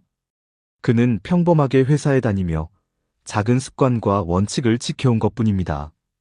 다만 중요한 순간에 무리한 선택을 하지 않았고 안정을 최우선으로 삼았습니다. 그래서 그의 노후는 두려움보다 평온이 많습니다. 이웃의 어려움에 귀 기울일 수 있고 손주에게 미소 지어줄 수 있으며 무엇보다 스스로에게 나는 준비된 삶을 살고 있다고 말할 수 있습니다. 하지만 상호 씨의 노후에도 위기가 없었던 것은 아닙니다. 2022년 겨울 아내가 갑작스럽게 당뇨 합병증으로 병원에 입원하게 되었습니다. 매달 들어가는 약값과 치료비가 생각보다 컸습니다. 당시 물가 상승으로 장바구니 물가가 치솟고 난방비 고지서는 예년에 2배 가까이 불어났습니다. 주변 친구들은 그에게 조언했습니다. 이럴 때는 가지고 있는 자산을 조금 풀어야지. 집을 담보로 대출받아서라도 병원비를 마련해야 한다니까. 다른 지인은 이렇게 말했습니다. 나 같으면 지금이라도 상가 하나 사서 임대 돌리지. 치료비는 임대료로 해결하면 되잖아. 순간 상호 씨도 흔들렸습니다. 퇴직금으로 남겨둔 예금이 점점 줄어드는 걸 보면서 마음 한켠에 불안이 몰려왔기 때문입니다.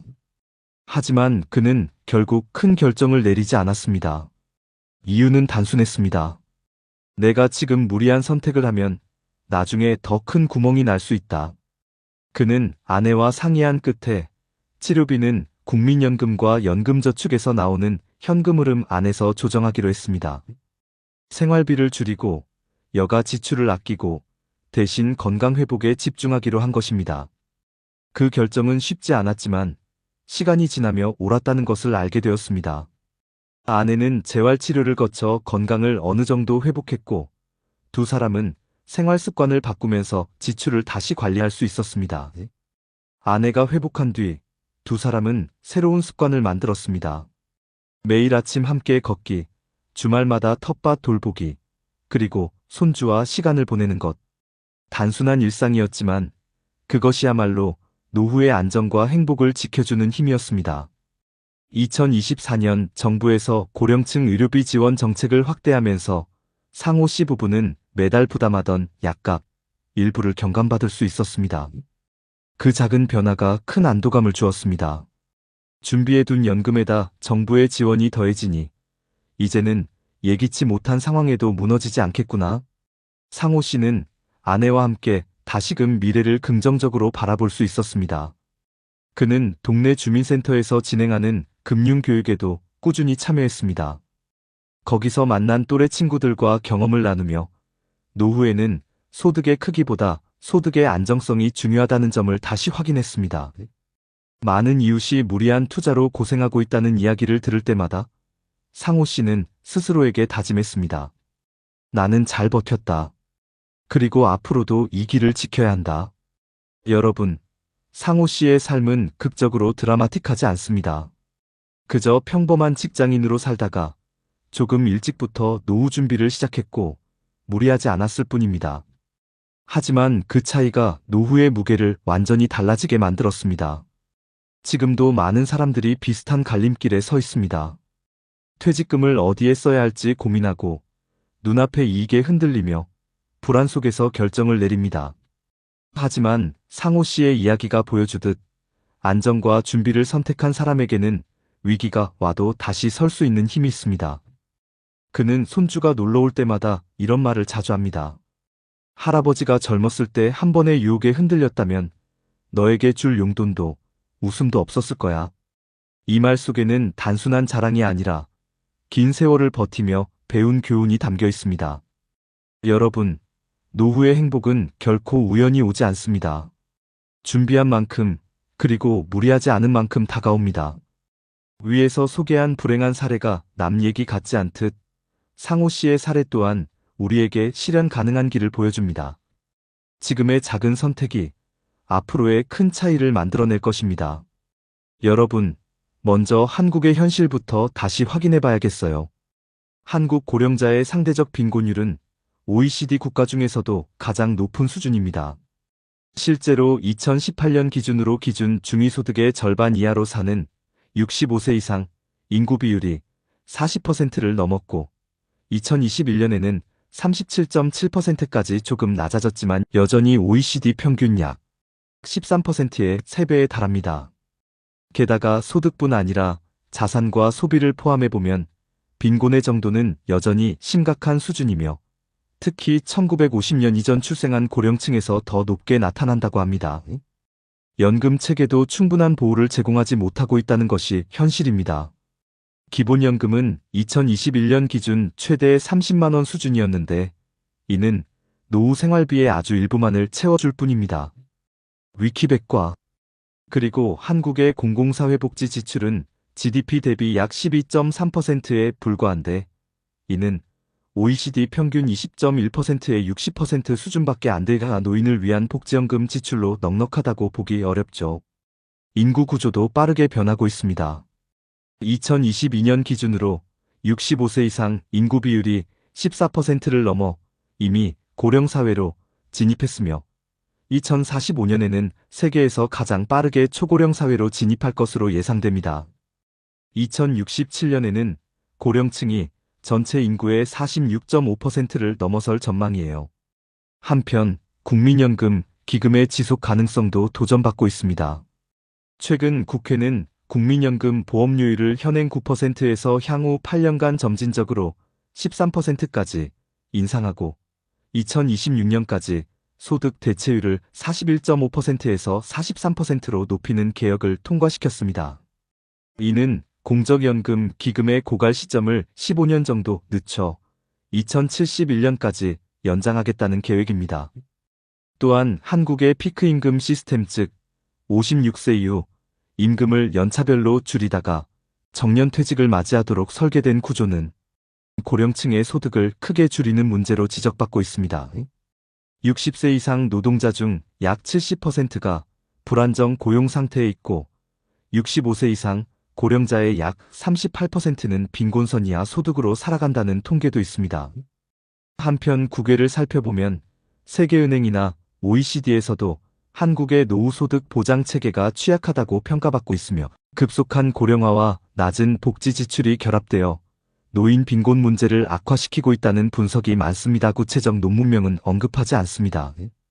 이러한 자료들은 위 사례처럼 꼼꼼히 준비하고 안정적 자산연금 기반을 갖춘 분이 얼마나 드물고 또 중요하게 여겨지는지를 보여주는 강력한 배경이 됩니다. 여러분, 이제부터는 실질적으로 도움이 될 만한 정책들을 함께 볼게요. 먼저 대한민국 정부는 2025년 노인에게 가능한 일자리를 110만 개 만들고 기본연금과 장애연금을 2.3% 인상하기로 했습니다. 그리고 서울시에서는 2040년까지 최대 225곳의 실버케어 센터를 짓는 계획으로 고령층의 복지 서비스 접근성을 높이려고 노력하고 있습니다. 더불어 2025년 1월에는 시니어 고용지원센터가 문을 열어 60세 이상 고령자에게 적합한 민간 일자리를 연결하고 맞춤형 직무 교육을 제공하게 되었습니다. 이처럼 한국에서는 단순 연금만이 아니라 실제 일할 수 있는 기회와 지역 기반 돌봄 인프라를 확충하는 쪽으로 정책을 짜고 있어요. 또한 치매나 장기요양 같은 문제도 관심의 대상이 되고 있는데요.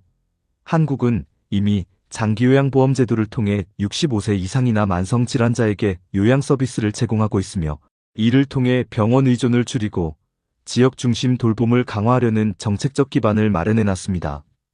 여기에 더해 최근에는 치매 돌봄 체계를 건강보험과 연계해 구축해 나가며 지역사회 내 안전망을 강화하고 있습니다. 해외 사례를 보면 일본은 2000년부터 노인 장기요양보험 제도록 마이너스 텀 케어 인슈런스를 도입해서 공라이프 케어부터 예방, 주거복지까지 지역 기반 통합 서비스를 제공해 왔습니다. 특히 2015년에는 고위험 대상 중심 방식에서 커뮤니티 기반 예방 중심으로 전략을 전환해 이코이노사로나 KUINO 설랑 같은 커뮤니티 공간을 활용하는 방식도 강화했죠. 또 일본은 후레아이 키프 FUREAI KIPPU라는 시간에 기반한 지역 통화 시스템을 통해 고령자를 돕는 행위에 일정 시간을 적립하고 그걸 나중에 본인이 돌봄이 필요할 때 사용하거나 가족에게 이전하는 상호부조 기반 프로그램도 도입했습니다.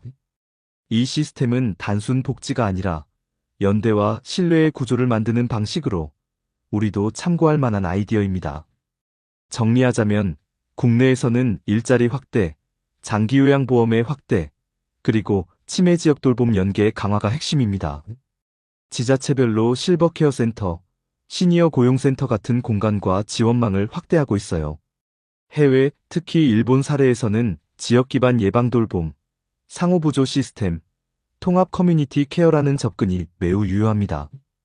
여기서 중요한 건 이 정책들을 내 삶의 도구로 실제 활용하는 것입니다. 예를 들어 주민센터나 복지센터의 장기요양급여 절차를 문의해보거나 시니어, 일자리 정보를 꼼꼼히 챙기고 동네 커뮤니티 활동에 참여해 후레아의 키프 같은 상호지원 네트워크를 만들어보는 것도 좋습니다.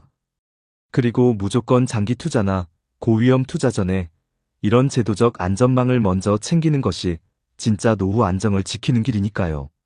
한 장의 편지는 때로는 무너진 마음을 일으켜 세우고 또 한 장의 저금통은 미래를 환하게 밝혀주는 등불이 된다. 쓰러진 이름표를 붙잡고 울던 이도 있었고 작은 습관을 지켜내며 웃음을 남긴 이도 있었다. 길은 다르지만 결국 우리의 노후는 오늘의 선택으로 쓰여지는 또 다른 이야기다. 여러분, 오늘 우리는 두 사람의 삶을 함께 걸어왔습니다. 승진에서 탈락하고 자신감을 잃어 매일이 두려움이었던 한 남자의 이야기. 그리고 무리하지 않고 한 발짝씩 준비하며 평온한 노후를 맞이한 또 다른 남자의 이야기. 한 사람은 명단에서 이름이 빠진 순간 세상에서 가장 작은 존재가 되었고 다른 한 사람은 이름표보다 자신을 먼저 믿으며 삶을 지켜냈습니다. 한 사람은 현실의 벽 앞에서 버티기조차 힘들어 눈물로 밤을 치새웠지만 다른 한 사람은 작은 습관과 원칙을 지켜내며 손주에게 미소를 건넬 수 있었습니다. 여러분, 우리의 인생은 이 두 길 어디쯤에 놓여 있지 않을까요? 누구도 실패를 피할 수 없고 누구도 불안을 모른 척할 수는 없습니다. 하지만 어떤 태도로, 어떤 준비로 그 시간을 버티고 지나가느냐에 따라 우리의 내일은 전혀 다른 얼굴을 하고 다가옵니다. 오늘도 대한민국의 수많은 50대, 60대, 70대들이 같은 고민 속에 살아갑니다. 내일을 위해 지금 무엇을 해야 할까?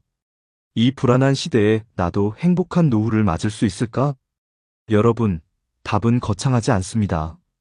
버티는 힘, 스스로를 믿는 자존감, 그리고 작은 준비가 바로 해답입니다. 편지를 남긴 아버지가 아들에게 말했듯 명단에서 빠져도 인생에서 빠지지 마라.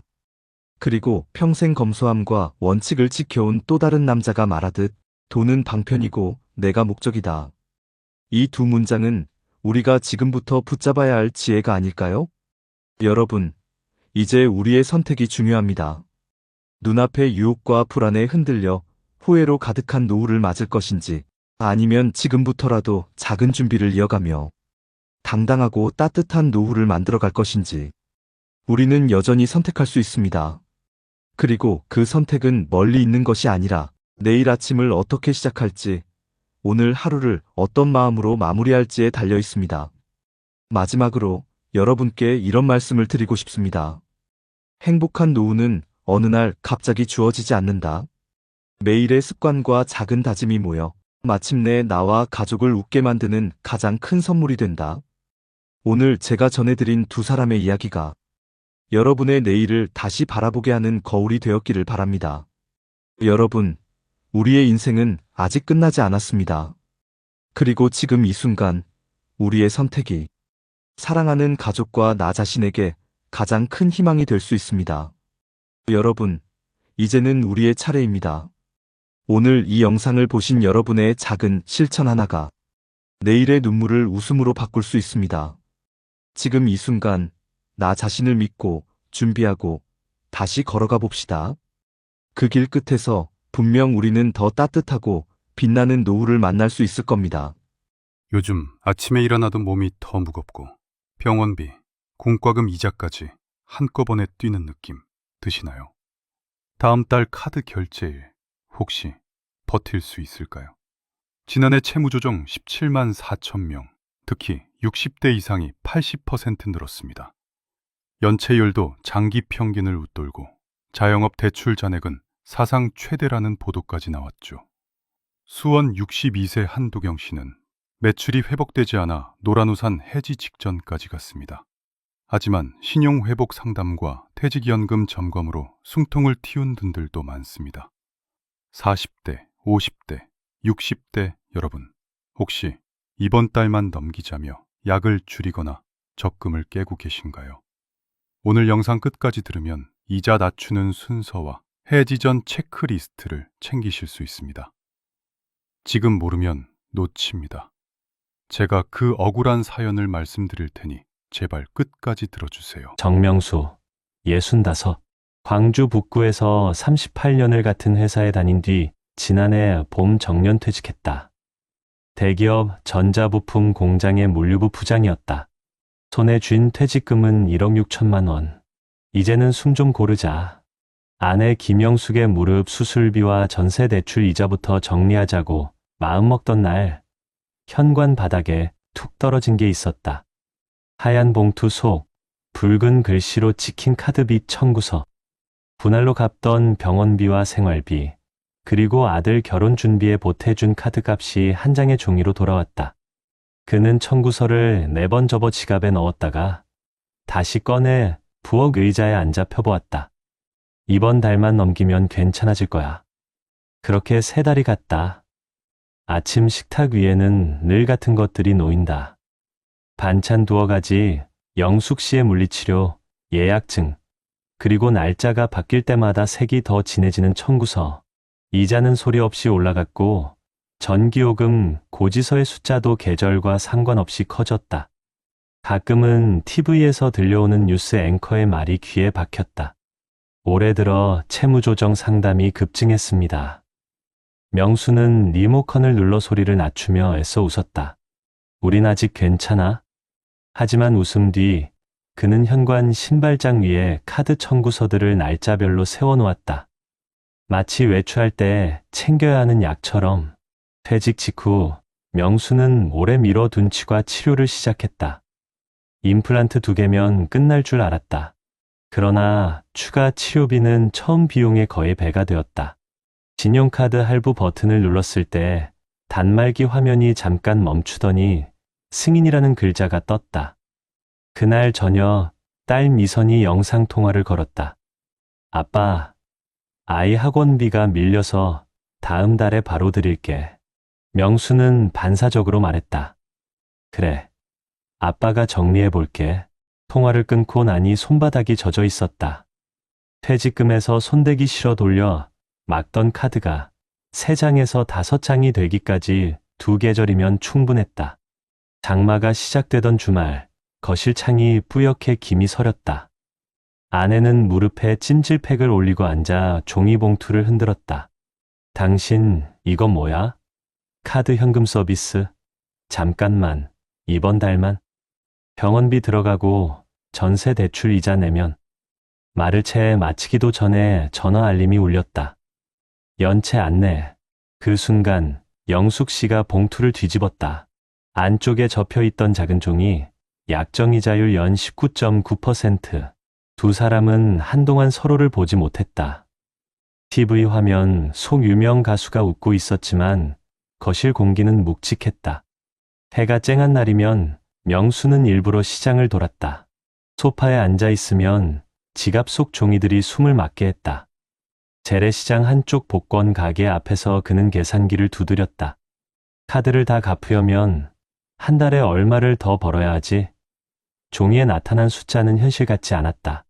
퇴직 전엔 월급날이 늘 정해져 있었고 카드 대금도 날짜에 맞춰 빠져나갔다. 지금은 모든 날짜가 자신을 향해 달려드는 듯했다. 오전엔 병원, 오후엔 은행, 저녁엔 카드사 상담원에게 미안하다고 말하는 날들이 이어졌다. 가을, 전세 만기 연장이 다가오자 공인중개사에게서 전화가 왔다. 집주인이 올해는 전세를 올려야겠다네요. 명수는 잠깐 멍해졌다. 전세 대출 이자만 해도 숨이 찼는데 올린다는 말이 머릿속에서 맴돌았다. 그날 밤 딸 미선에게서 또 문자가 왔다. 아빠 미안. 이번 달은 진짜 어렵다. 그는 답장을 쓰려다 지웠다. 대신 식탁 위에 카드비 청구서를 올려놓고 의자를 끌어앉았다. 숫자 밑에 작은 별표가 촘촘했다. 리볼빙 2월 잔액? 단어의 뜻은 알지만 그 결말은 상상하고 싶지 않았다. 며칠 뒤 동네 은행 창구에서 대기표를 뽑았다. 번호판이 한 칸씩 넘어갈 때마다 목이 말랐다. 창구 직원은 친절했고 종이에 가능한 대안을 적어주었다. 상담센터 연결, 이자 경감 신청, 상환 기간 조정. 명수는 고개를 끄덕였지만 창구를 떠나며 종이를 구겨 주머니에 넣었다. 스스로 감당해야 한다는 자존심과 가족에게 티내고 싶지 않은 마음이 더 무거웠다. 집에 돌아오니 식탁 위엔 또 다른 흰 봉투가 기다리고 있었다. 붉은 글씨는 더 굵어졌다.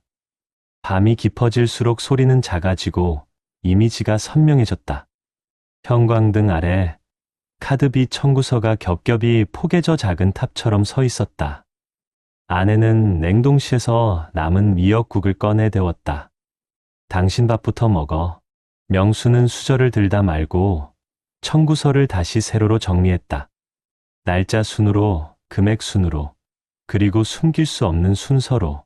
휴대폰 화면에는 신용회복이라는 검색어가 흐릿하게 남아 있었다. 그는 입력을 멈추고 거실 창문을 조금 열었다. 찬바람이 들어왔고 청구서 모서리가 가볍게 들썩였다. 그때 문자가 하나 더 도착했다. 자동이체 실패. 명수는 눈을 감았다. 잠시 후 조용히 자리에서 일어나 신발을 신었다. 다녀올게. 어디로 가는지 묻지 않아도 아내는 고개를 끄덕였다. 그가 향한 곳은 밤에도 불이 켜져 있는 작은 상담센터였다. 상담센터 앞 골목은 편의점 불빛만 남아 있었다. 유리문 아래 붙은 종이에 야간 무인 접수 가능이라 적혀 있었다. 그는 펜을 쥐고 이름과 연락처, 월 상환 가능액을 적다가 잠시 멈췄다. 회사 창고에서 분기 말 재고를 맞추던 밤들이 스쳤다. 그때는 해답이 있었는데 지금은 숫자가 자신을 몰아세우는 느낌이었다. 접수함에 서류를 밀어넣는 소리가 작게 울렸다. 돌아서다 현관 매트 밑 전단지가 눈에 띄었다. 금리 인하 요구, 첫 통화가 변화를 만듭니다. 집으로 돌아오는 버스 정류장, 그는 주머니에서 마지막 청구서를 꺼냈다. 날짜는 이번 주 금요일, 금액은 지난달보다 더 컸다. 그는 종이를 3번 접었다. 그리고 마음속으로도 똑같이 접었다. 이번 달만 밤 공기에서 약 냄새가 희미하게 났다. 버스가 들어오자 그는 잠깐 발을 떼지 못했다. 휴대폰 화면에는 신용회복 검색창이 여전히 켜져 있었다. 통화 버튼을 누를지, 집에 가서 내일로 미룰지, 손가락이 화면 위에서 맴돌았다. 멀리서 첫 차처럼 희미한 새벽 바람이 불었다. 작은 결심이 목까지 차올랐지만 그는 아직 말하지 않았다. 그는 버스 계단 앞에서 깊게 숨을 쉬었다. 아주 천천히. 다음 날 새벽, 명수는 평소보다 일찍 깼다. 시계는 5시를 막 지나고 있었다. 거실 불을 켜자 식탁 위에 카드 빚 청구서들이 그대로 놓여 있었다. 아내는 이미 깨 있었는지 부엌에서 조용히 미역국을 끓이고 있었다. 당신 어제 상담 다녀왔지? 묻는 말에 명수는 잠시 말을 잃었다. 그녀는 알고 있었다. 문 열리는 소리, 신발장 위에 빈 자리를 보고 짐작했을 것이다. 그냥 알아보려고 갔어. 진짜 괜찮을까 싶어서. 아내는 대답 대신 국을 한 국자 떠서 그에게 내밀었다. 이런 거 혼자 고민하지 마. 국물에서 김이 피어오르고 그 향이 코끝에 닿았다. 하지만 그 따뜻함조차 명수의 가슴 속 얼음장을 녹이진 못했다. 며칠 뒤 그는 다시 상담센터를 찾았다. 낮은 의자에 앉은 상담 직원이 서류를 넘기며 물었다. 현재 신용카드 채무가 총 얼마나 되시죠? 아마 다 합치면 4천쯤 될 겁니다. 퇴직금에서 일부 상환하셨나요? 그걸로 전세 대출 이자 냈어요. 생활비로도 조금 쓰고요. 직원은 고개를 끄덕였다. 요즘 비슷한 분들이 정말 많습니다. 작년보다 60대 이상 채무 조정이 80% 늘었어요. 대부분 의료비, 생활비 때문입니다. 명수는 말없이 고개를 숙였다. 그의 손끝은 테이블 위 종이를 꼬집듯 만지작거렸다. 상담 직원의 목소리가 다시 들려왔다. 우선 이자 일부를 줄이는 방향으로 진행해 보시죠. 신용회복위원회 신청만 해도 한숨 돌릴 수 있습니다. 그 말에 명수는 조용히 내라고 대답했다. 집으로 돌아오는 길, 그는 문득 몇 년 전 회식 자리에서 후배들에게 했던 말이 떠올랐다. 은퇴하면 여유 생긴다. 지금 고생해도 나중에 웃을 수 있다. 그때 후배들이 웃으며 잔을 부딪혔다. 하지만 지금의 그는 그 말이 얼마나 공허한 위로였는지 뼈저리게 느끼고 있었다. 퇴직 후의 여유는커녕 매일 통장 잔고를 보며 숫자와 싸우는 게 일상이 됐다. 주말 오후 딸 미선이 아이를 데리고 집을 찾았다. 아빠, 이번 달은 학원비 해결했어요. 다음 달엔 제가 조금 보탤게요. 명수는 웃어 보였지만 눈빛은 흔들렸다. 어린 손주가 그의 무릎에 올라 앉았다. 할아버지, 종이 산 만들자. 손주는 식탁 위에 놓인 카드 빚 청구서를 색종이 삼아 종이 비행기를 접으려 했다. 명수는 급히 그 종이를 빼앗았다. 이건 안 돼. 다른 걸로 접자. 순간 방 안 공기가 무겁게 내려앉았다. 딸 미선이 조용히 말했다. 아빠, 저도 알아요. 카드빚 때문에 힘드시죠? 명수는 잠시 말이 없었다. 그리고 낮게, 그러나 또렷하게 말했다. 괜찮아. 이번엔 진짜 줄일 수 있을 거야. 상담 받아봤어. 며칠 후 신용회복위원회에서 연락이 왔다. 이자율이나 심사 결과 통보였다. 기존 19.9%에서 8.5%로 조정되었습니다. 명수는 그 전화를 받고 잠시 아무 말도 하지 못했다. 긴 시간이 흐른 뒤 그는 조용히 웃었다. 오랜만에 허리에서 힘이 풀렸다. 이제 조금은 숨 쉴 수 있겠네. 아내는 말없이 그의 손을 잡았다.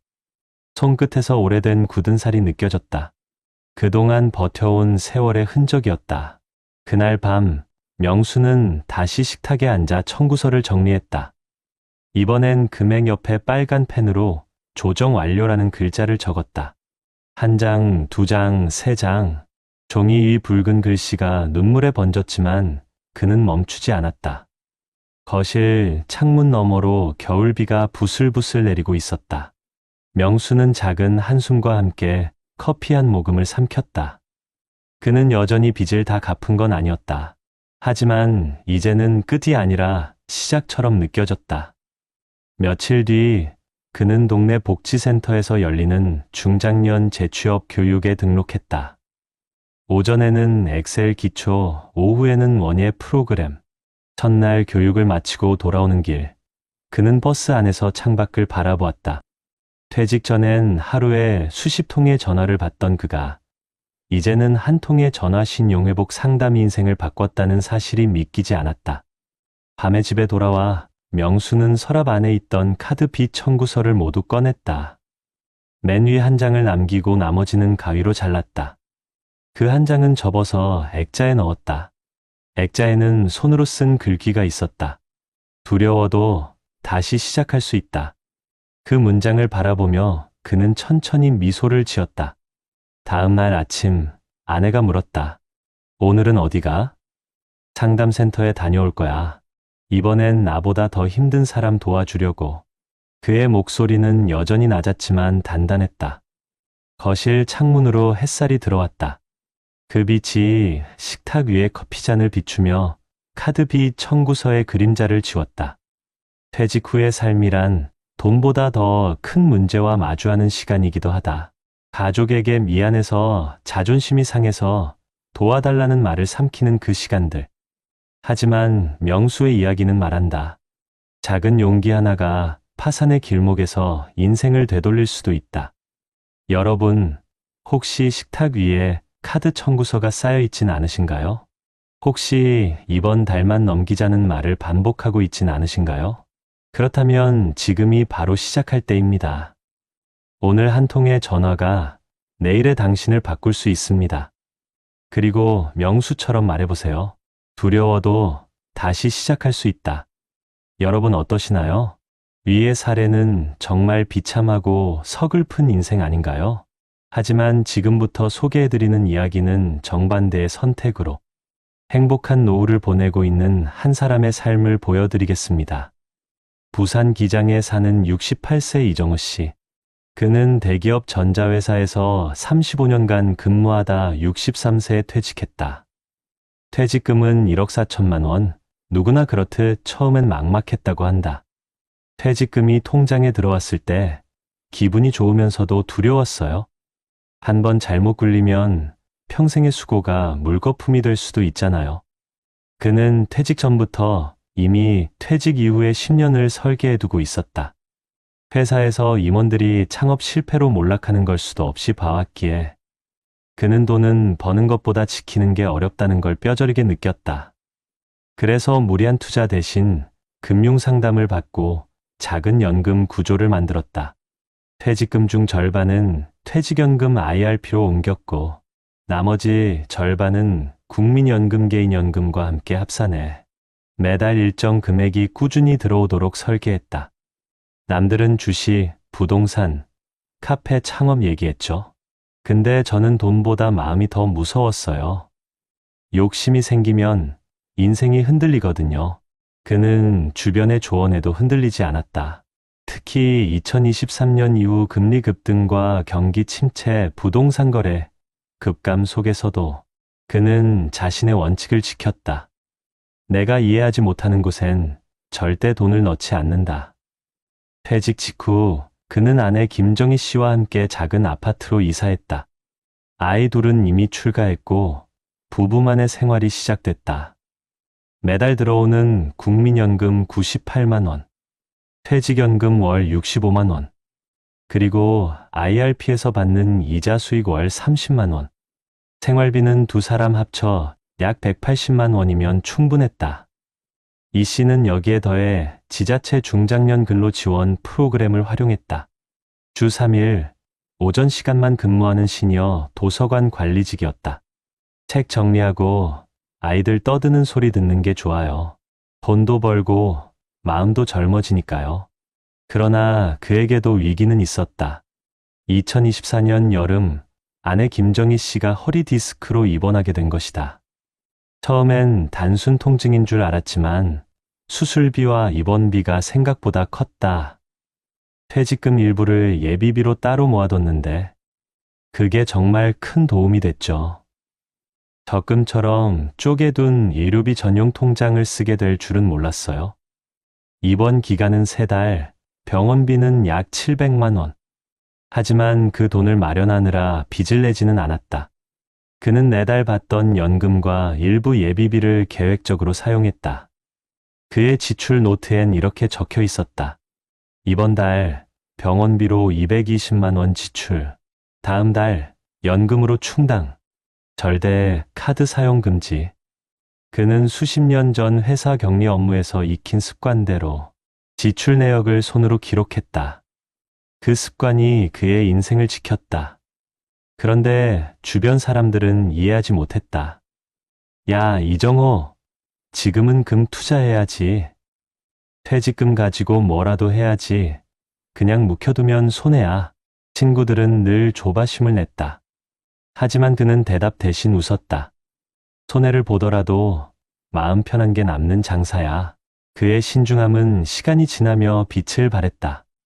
같은 시기에 무리하게 음식점 창업을 했던 동료 박모 씨는 2년 만에 폐업하고 빚더미에 앉았다.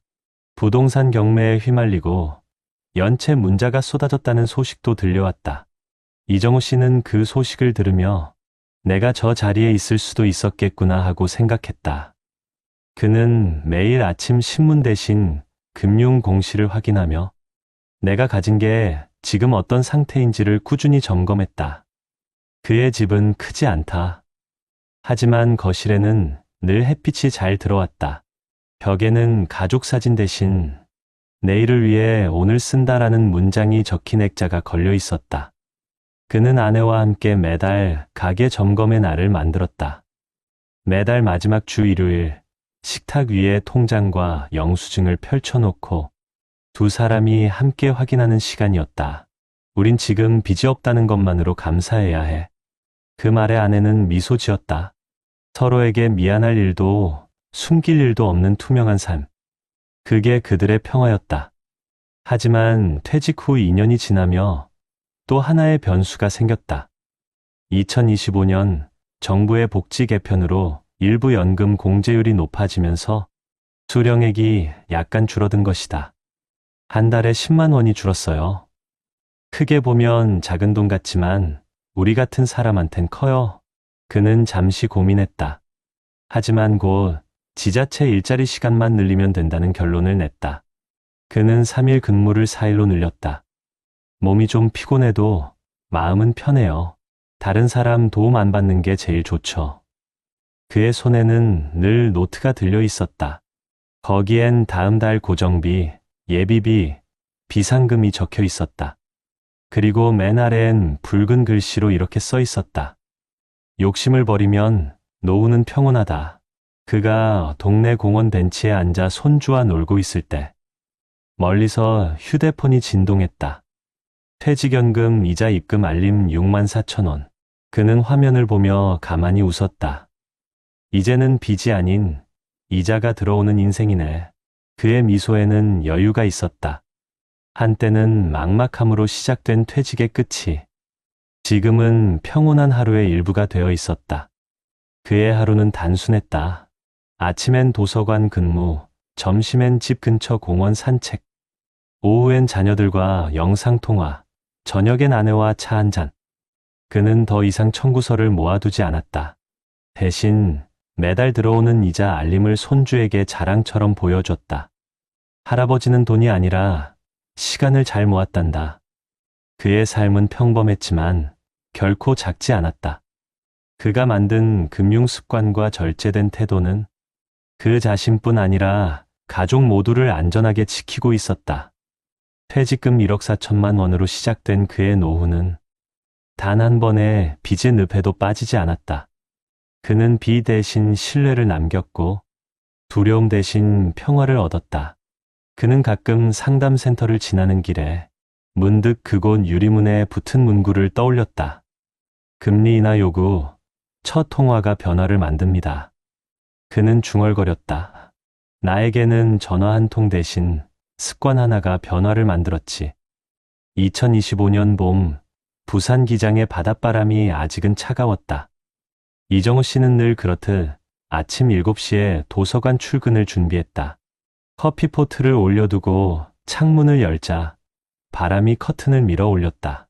그는 잠시 바다 쪽을 바라보며 속으로 말했다. 이제는 이렇게 사는 게 참 감사하다. 그의 책상 한켠에는 오래된 공책이 놓여 있었다. 표지에는 노후 일기라고 적혀 있었다. 그 안에는 지난 5년간의 지출 내역, 건강 기록, 그리고 하루의 생각들이 적혀 있었다. 욕심이 올라올 땐 은행 대신 바다로 나가라. 돈이 줄어드는 날보다 웃음이 줄어드는 날을 두려워하라. 그는 매달 마지막 페이지에 꼭 이렇게 적었다. 이번 달 잘 살았다. 하지만 어느 날 도서관에서 한 통의 전화를 받았다. 이 과장님, 아들분 회사에서 구조조정이 있었대요. 혹시 연락 받으셨나요? 심장이 순간 움찔했다. 퇴근 후 그는 아들에게 전화를 걸었다. 괜찮냐? 응. 아빠, 나 이번에 나왔어. 이제 애 학교도 그렇고 좀 막막하다. 그는 아무 말 없이 고개를 끄덕였다. 전화가 끊긴 뒤 그는 오래도록 창문을 바라보았다. 다음 날 아들이 손주와 함께 내려왔다. 아들의 표정엔 피로와 불안이 묻어 있었다. 아빠, 잠깐만 지내도 될까? 그 말에 이정우 씨는 아무 말 없이 문을 열어줬다. 저녁 식탁에 마주 앉은 가족들의 얼굴에는 왠지 모를 안도와 미안함이 함께 깃들어 있었다. 그날 밤 아내 김정희 씨가 물었다. 당신 힘들진 않아? 힘들긴 하지. 근데 이게 가족이지 뭐. 예전에 내가 힘들었을 때 아들도 내 옆에 있었잖아. 며칠 후 그는 아들에게 함께 앉아 가계부를 보여줬다. 봐라, 아빠는 퇴직 후 이걸 꾸준히 썼다. 벌이보다 중요한 건 흐름을 아는 거야. 아들은 그 장부를 한 장 한 장 넘기며 놀랐다. 모든 수입과 지출이 손글씨로 기록돼 있었고 옆에는 빨간 글씨로 메모가 적혀 있었다. 불필요한 소비는 후회로 돌아온다. 오늘 저녁 아내와 대화는 무조건 10분 이상. 아빠, 돈 관리 노트에 이런 것도 써요? 돈은 숫자지만 마음이 흔들리면 숫자도 흔들리더라. 그날 이후 아들은 매일 아침 식탁에 앉아 아버지의 노트를 따라 쓰기 시작했다. 이정우 씨는 그 모습을 보고 가만히 웃었다. 그래, 이런 게 물려주는 거지. 그는 아들의 부담을 덜기 위해 퇴직 후 모은 일부 연금을 해약하지 않고 오히려 기금형 퇴직연금 제도로 전환했다. 전문기관 운용을 맡기면 수익률이 더 안정적이라는 상담사의 조언 덕분이었다. 2024년 수익률은 연 6.2%. 작은 돈이지만 꾸준히 늘어나는 걸 보며 그는 다시금 확신했다. 내가 한 선택이 틀리지 않았구나. 그의 삶의 중심엔 언제나 습관이 있었다. 아침엔 운동, 점심엔 소일, 저녁엔 독서. 뉴스에서 채무조정 급증, 노란우산 해지 폭증 같은 소식이 들려올 때마다 그는 리모컨을 내려놓고 조용히 눈을 감았다. 그리고 속으로 말했다. 그땐 카드 청구서를 모으던 사람도 있었지. 난 매달 통장을 모았고, 아내가 어느 날 이런 말을 했다. 여보, 당신은 인생을 빚이 아닌 발그로 바꾼 사람이야. 그는 그 말을 듣고 웃음을 터뜨렸다. 그거 뭐야? 발기 뭐야? 비처럼 밝다는 뜻이지. 둘은 웃으며 손을 잡았다. 창문 밖엔 노을이 부드럽게 번지고 있었다. 그가 68세가 된 지금 주변 친구들 대부분은 카드 연체나 부동산 손실 혹은 가족 갈등으로 힘들어하고 있다. 그는 그들을 위해 작은 모임을 만들었다. 은퇴 후 금융생활 이야기.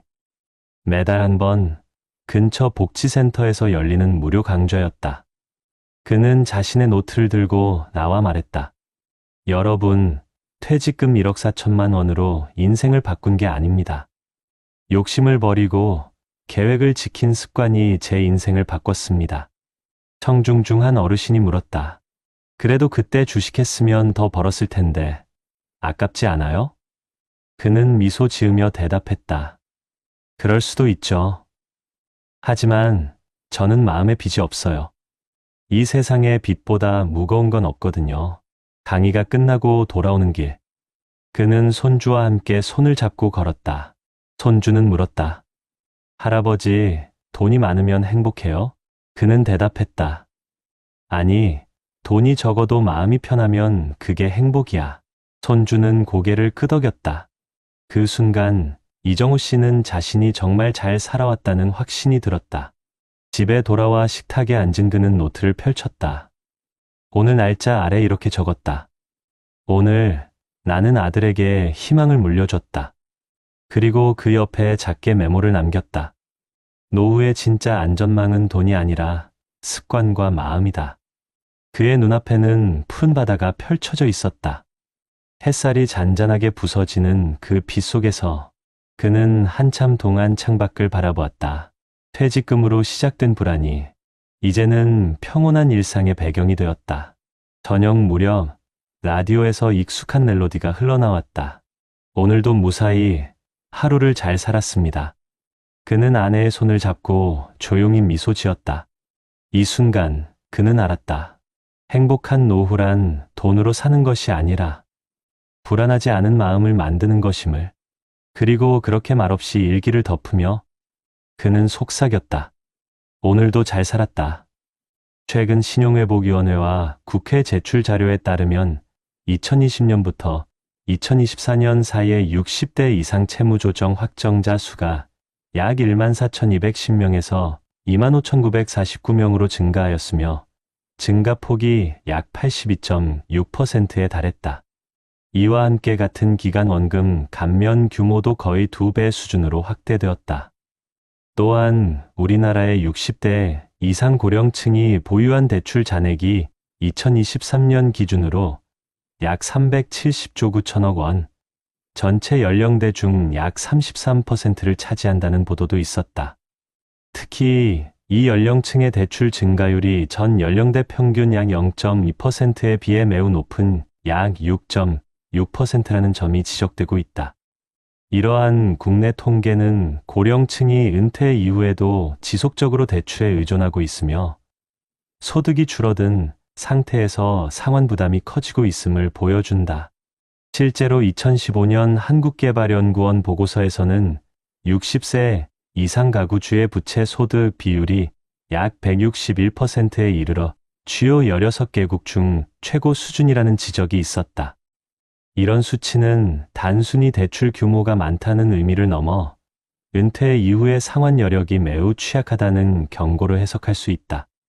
해외 연구에서도 비슷한 경향이 관찰된다. 영국을 중심으로 한 연구에서는 비주택담보부채를 가진 고령자일수록 정신적, 심리적 안정감이 낮았다는 결론이 나왔다. 또한 노후의 재정적 회복 탄력성이라는 주제를 다룬 해외 문헌 검토에서는 전 세계적으로 고령화가 진행될수록 노후 준비 없이 부채를 가진 고령자의 수가 늘고 있으며 이에 대한 연구가 아직 초기 단계라는 지적도 함께 제기되었다. 비단 개인의 문제뿐 아니라 구조적 금융 환경 역시 변화하고 있다.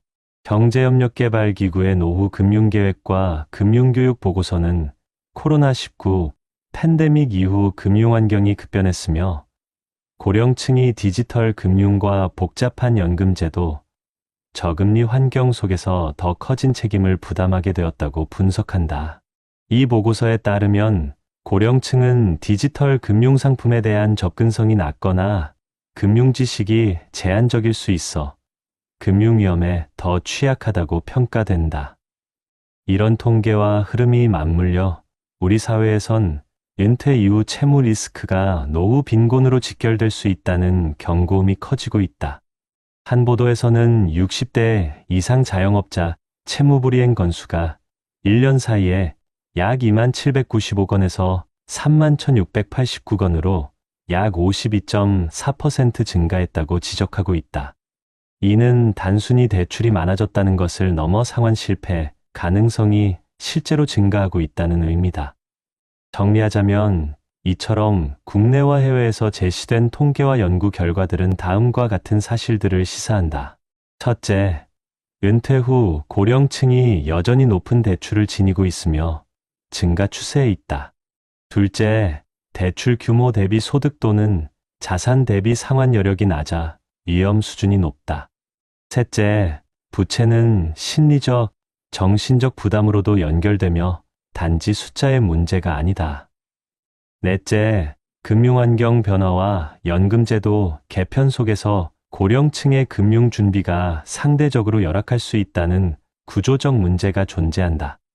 이러한 현실 앞에서 우리 중년 세대, 즉 50대, 60대, 70대는 단순히 퇴직 후 한숨 돌린다는 안도보다는 본인이 처한 금융과 채무 리스크가 현재 진행형이라는 인식을 갖는 것이 매우 중요하다고 할 수 있다. 여러분, 우리가 마주한 노후 부채 위기는 개인의 문제가 아니라 가정과 사회가 함께 풀어야 할 숙제입니다.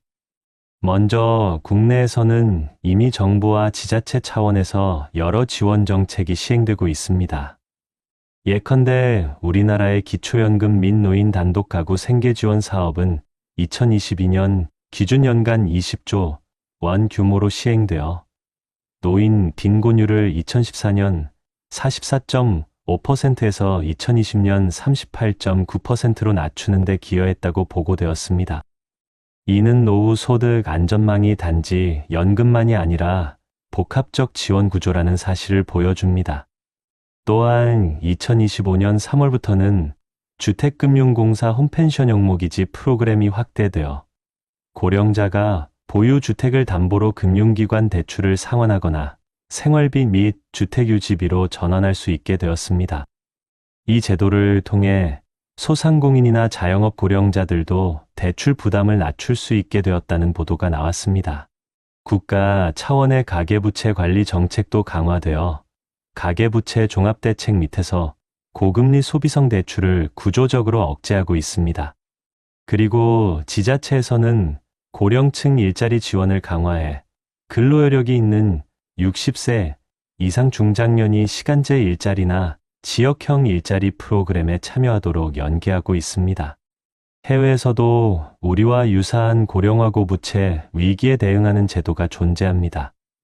예컨대 유럽 및 일본의 여러 선진국에서는 고령자의 비주택 담보 소비 부채에 대해 연금 수령과 연계한 상환유예 제도를 운영하고 있고, 집을 담보로 생활비로 전환할 수 있는 영목이지 주택연금 형태가 활성화되어 있습니다. 한 보고서에 따르면 인구 고령화가 빠른 OECD 국가들은 정부 지방정부 수준에서 고령 가구의 부채 상환 능력과 금융 취약성을 함께 고려하는 정책 틀을 도입하고 있다는 분석이 있습니다. 이처럼 주택 자산을 활용하고 노후 소득과 대출 상환을 연계하는 제도 설계가 노후 금융 안전망에서 핵심으로 떠오르고 있습니다. 그렇다면 우리 중년 세대 50대, 60대, 70대가 지금 당장 실천할 수 있는 조치들은 무엇일까요? 첫째, 고령층 상태에 접어든 지금부터라도 퇴직연금 개인 연금주택 자산을 하나의 포트폴리오로 판단하는 습관이 필요합니다. 정부의 영목이지 프로그램이나 주택연금 제도를 활용할 수 있다는 점을 기억하세요. 둘째, 지자체 고용 노동부 혹은 지자체 복지센터에서 제공하는 중장년 시간제 일자리 혹은 지역형 일자리 프로그램에 등록해 보시길 권합니다. 이 같은 프로그램은 일이 없다가 아니라 일의 형태를 바꾼다는 인식 전환을 위한 보조 수단입니다. 셋째, 고금리 소비성 대출을 갖고 계시다면 정부 채무조정 상담 창구 및 신용회복위원회 연계 프로그램을 먼저 확인하셔야 합니다. 정부가 최근 저소득 저상환능력 채무자를 위해 일부 채무 탕감 또는 구조조정을 강화하고 있다는 무대책이 아닙니다. 넷째, 주택을 보유 중이시라면 영목이 지형 상품이나 주택연금 전환 등을 통해 주택 자산을 현금화 또는 연금화하는 전략을 현실적으로 검토해 보셔야 합니다. 최근 주택금융공사의 제도 확대는 이를 가능케 하고 있습니다. 마지막으로 가족과 함께 노후 재무 상황을 정기적으로 점검하는 시간을 가지세요. 매달 식탁 머리맡에 통장 입출금 내역을 펼쳐두고 올해 상환액 내년 지출 변화의 비비 확보를 적어보는 것이 습관이 될 때 금융위험은 숫자에서 실행으로 변화합니다. 이처럼 국내외 제도가 존재하고 여러분이 지금부터 움직이기 시작하면 노후의 금융안전망은 더 이상 막연한 말이 아닙니다. 빚이 내일을 삼키지 않도록 오늘 한 단계씩 준비하시는 것이야말로 지금 이 순간 여러분의 삶의 가장 큰 투자입니다. 지금 이 영상을 보고 계시다면 그 첫걸음을 이미 뗀 셈입니다. 한 사람은 카드 청구서를 붙잡고 밤새 숨죽여 울었고 또 한 사람은 통장 속 숫자를 세며 감사의 눈물을 흘렸습니다. 둘 다 같은 세월을 살아왔고 같은 대한민국의 바람 속을 걸어왔습니다. 하지만 그들의 노후는 너무나 달랐습니다. 한쪽은 이번 달만 넘기면 괜찮을 거야라는 말로 하루를 버텼고 다른 한쪽은 오늘 하루도 감사하다라는 말로 마음을 채웠습니다. 차이는 단 하나였습니다. 누군가는 두려움 속에 살았고 누군가는 준비 속에 살았습니다. 우리가 살아온 세월은 결코 쉽지 않았습니다. IMF를 견디고 아이들을 키워내고 부모를 봉양하며 자신의 삶은 늘 뒤로 밀었던 세대. 그렇게 50이 넘고 60이 되자 이제는 조금 숨을 돌릴 줄 알았지만 세상은 또 한 번 우리를 시험했습니다. 금리는 오르고 물가는 치솟고 연금은 줄어들고 빚은 무겁게 어깨를 누릅니다. 그러나 그 속에서도 누군가는 무너지지 않았습니다. 그들은 알았습니다. 돈보다 중요한 건 마음의 평화라는 사실을. 한때는 같은 공장 라인에서 일했던 두 남자, 정명수와 이정호. 정명수 씨는 퇴직 후에도 괜찮을 거야라며 카드를 썼고 이정호 씨는 모르면 묻고 안 되면 멈추자며 통장을 들여다봤습니다. 정명수 씨의 식탁엔 붉은 글씨로 찍힌 카드 빚 청구서가 쌓였지만 이정호 씨의 식탁엔 손으로 쓴 가계부가 놓였습니다. 누군가는 빚의 무게에 짓눌렸고 누군가는 습관의 힘으로 자신을 지켰습니다. 퇴직금의 액수보다 연금의 크기보다 더 중요한 건 바로 태도였습니다. 여러분, 우리가 진짜 두려워해야 할 것은 돈이 부족한 게 아니라 준비가 부족한 마음 아닐까요? 사람은 나이가 들수록 더 단단해져야 하는데 현실은 우리를 자꾸 흔듭니다. 그럴수록 더 필요한 건 용기입니다. 지금이라도 늦지 않았습니다.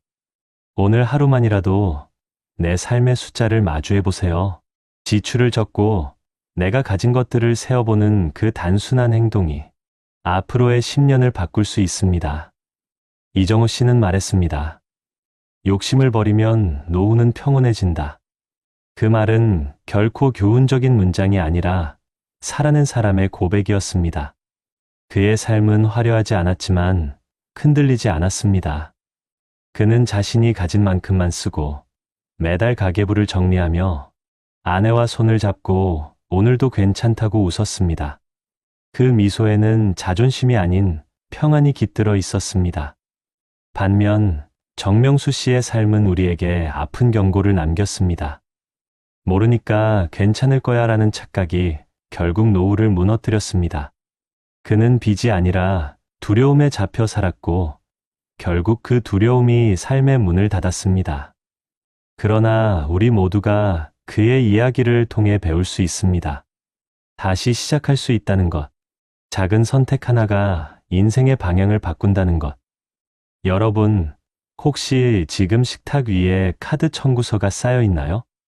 혹은 통장 잔고를 보기 두려워 휴대폰을 닫아버리셨나요? 괜찮습니다. 우리의 인생은 여전히 현재 진행형입니다. 오늘 당신이 통장을 열고 가족과 대화를 나누고 신용회복 상담 창구의 문을 두드린다면 그 한 걸음이 바로 당신 인생의 반전이 될 수 있습니다. 지금 대한민국 곳곳에는 우리 같은 사람들이 있습니다. 부산의 상담센터, 전주의 노란우산해지 창구, 그리고 서울의 재취업 교육관까지 그곳엔 누군가의 용기와 눈물이 매일 쌓이고 있습니다. 그 용기들이 모여 우리 사회의 금융안전망을 단단히 세우고 있습니다. 우리가 그 길에 함께한다면 인생의 후반전은 결코 불행하지 않습니다. 여러분, 이제는 자신에게 이렇게 말해보세요. 나는 내 인생의 주인공이다. 돈은 내 삶의 전부가 아니다. 내가 바꾸면 내 인생도 바뀐다. 이제 우리에게 남은 시간은 남은 돈이 아니라 남은 마음입니다. 후회 대신 감사로, 불안 대신 희망으로 채워야 합니다. 지금까지 달려온 당신, 이미 충분히 잘 살아오셨습니다. 그리고 지금부터의 당신, 충분히 행복할 자격이 있습니다. 그러니 오늘 스스로에게 작은 약속 하나를 해보세요. 카드를 덜 쓰겠다고, 대화를 더 하겠다고, 그리고 무엇보다 내 마음을 들여다보겠다고. 그 약속 하나면 됩니다. 그 약속이 우리 세대의 희망이 될 것입니다. 늦은 봄에도 꽃은 핍니다. 당신의 삶에도 이제 다시 빛이 비출 시간입니다. 우리 모두가 이정호 씨처럼 두려움 대신 평화를 택하고 하루를 감사로 마무리하는 인생을 살 수 있길 바랍니다. 그게 바로 진짜 행복한 노후의 시작입니다.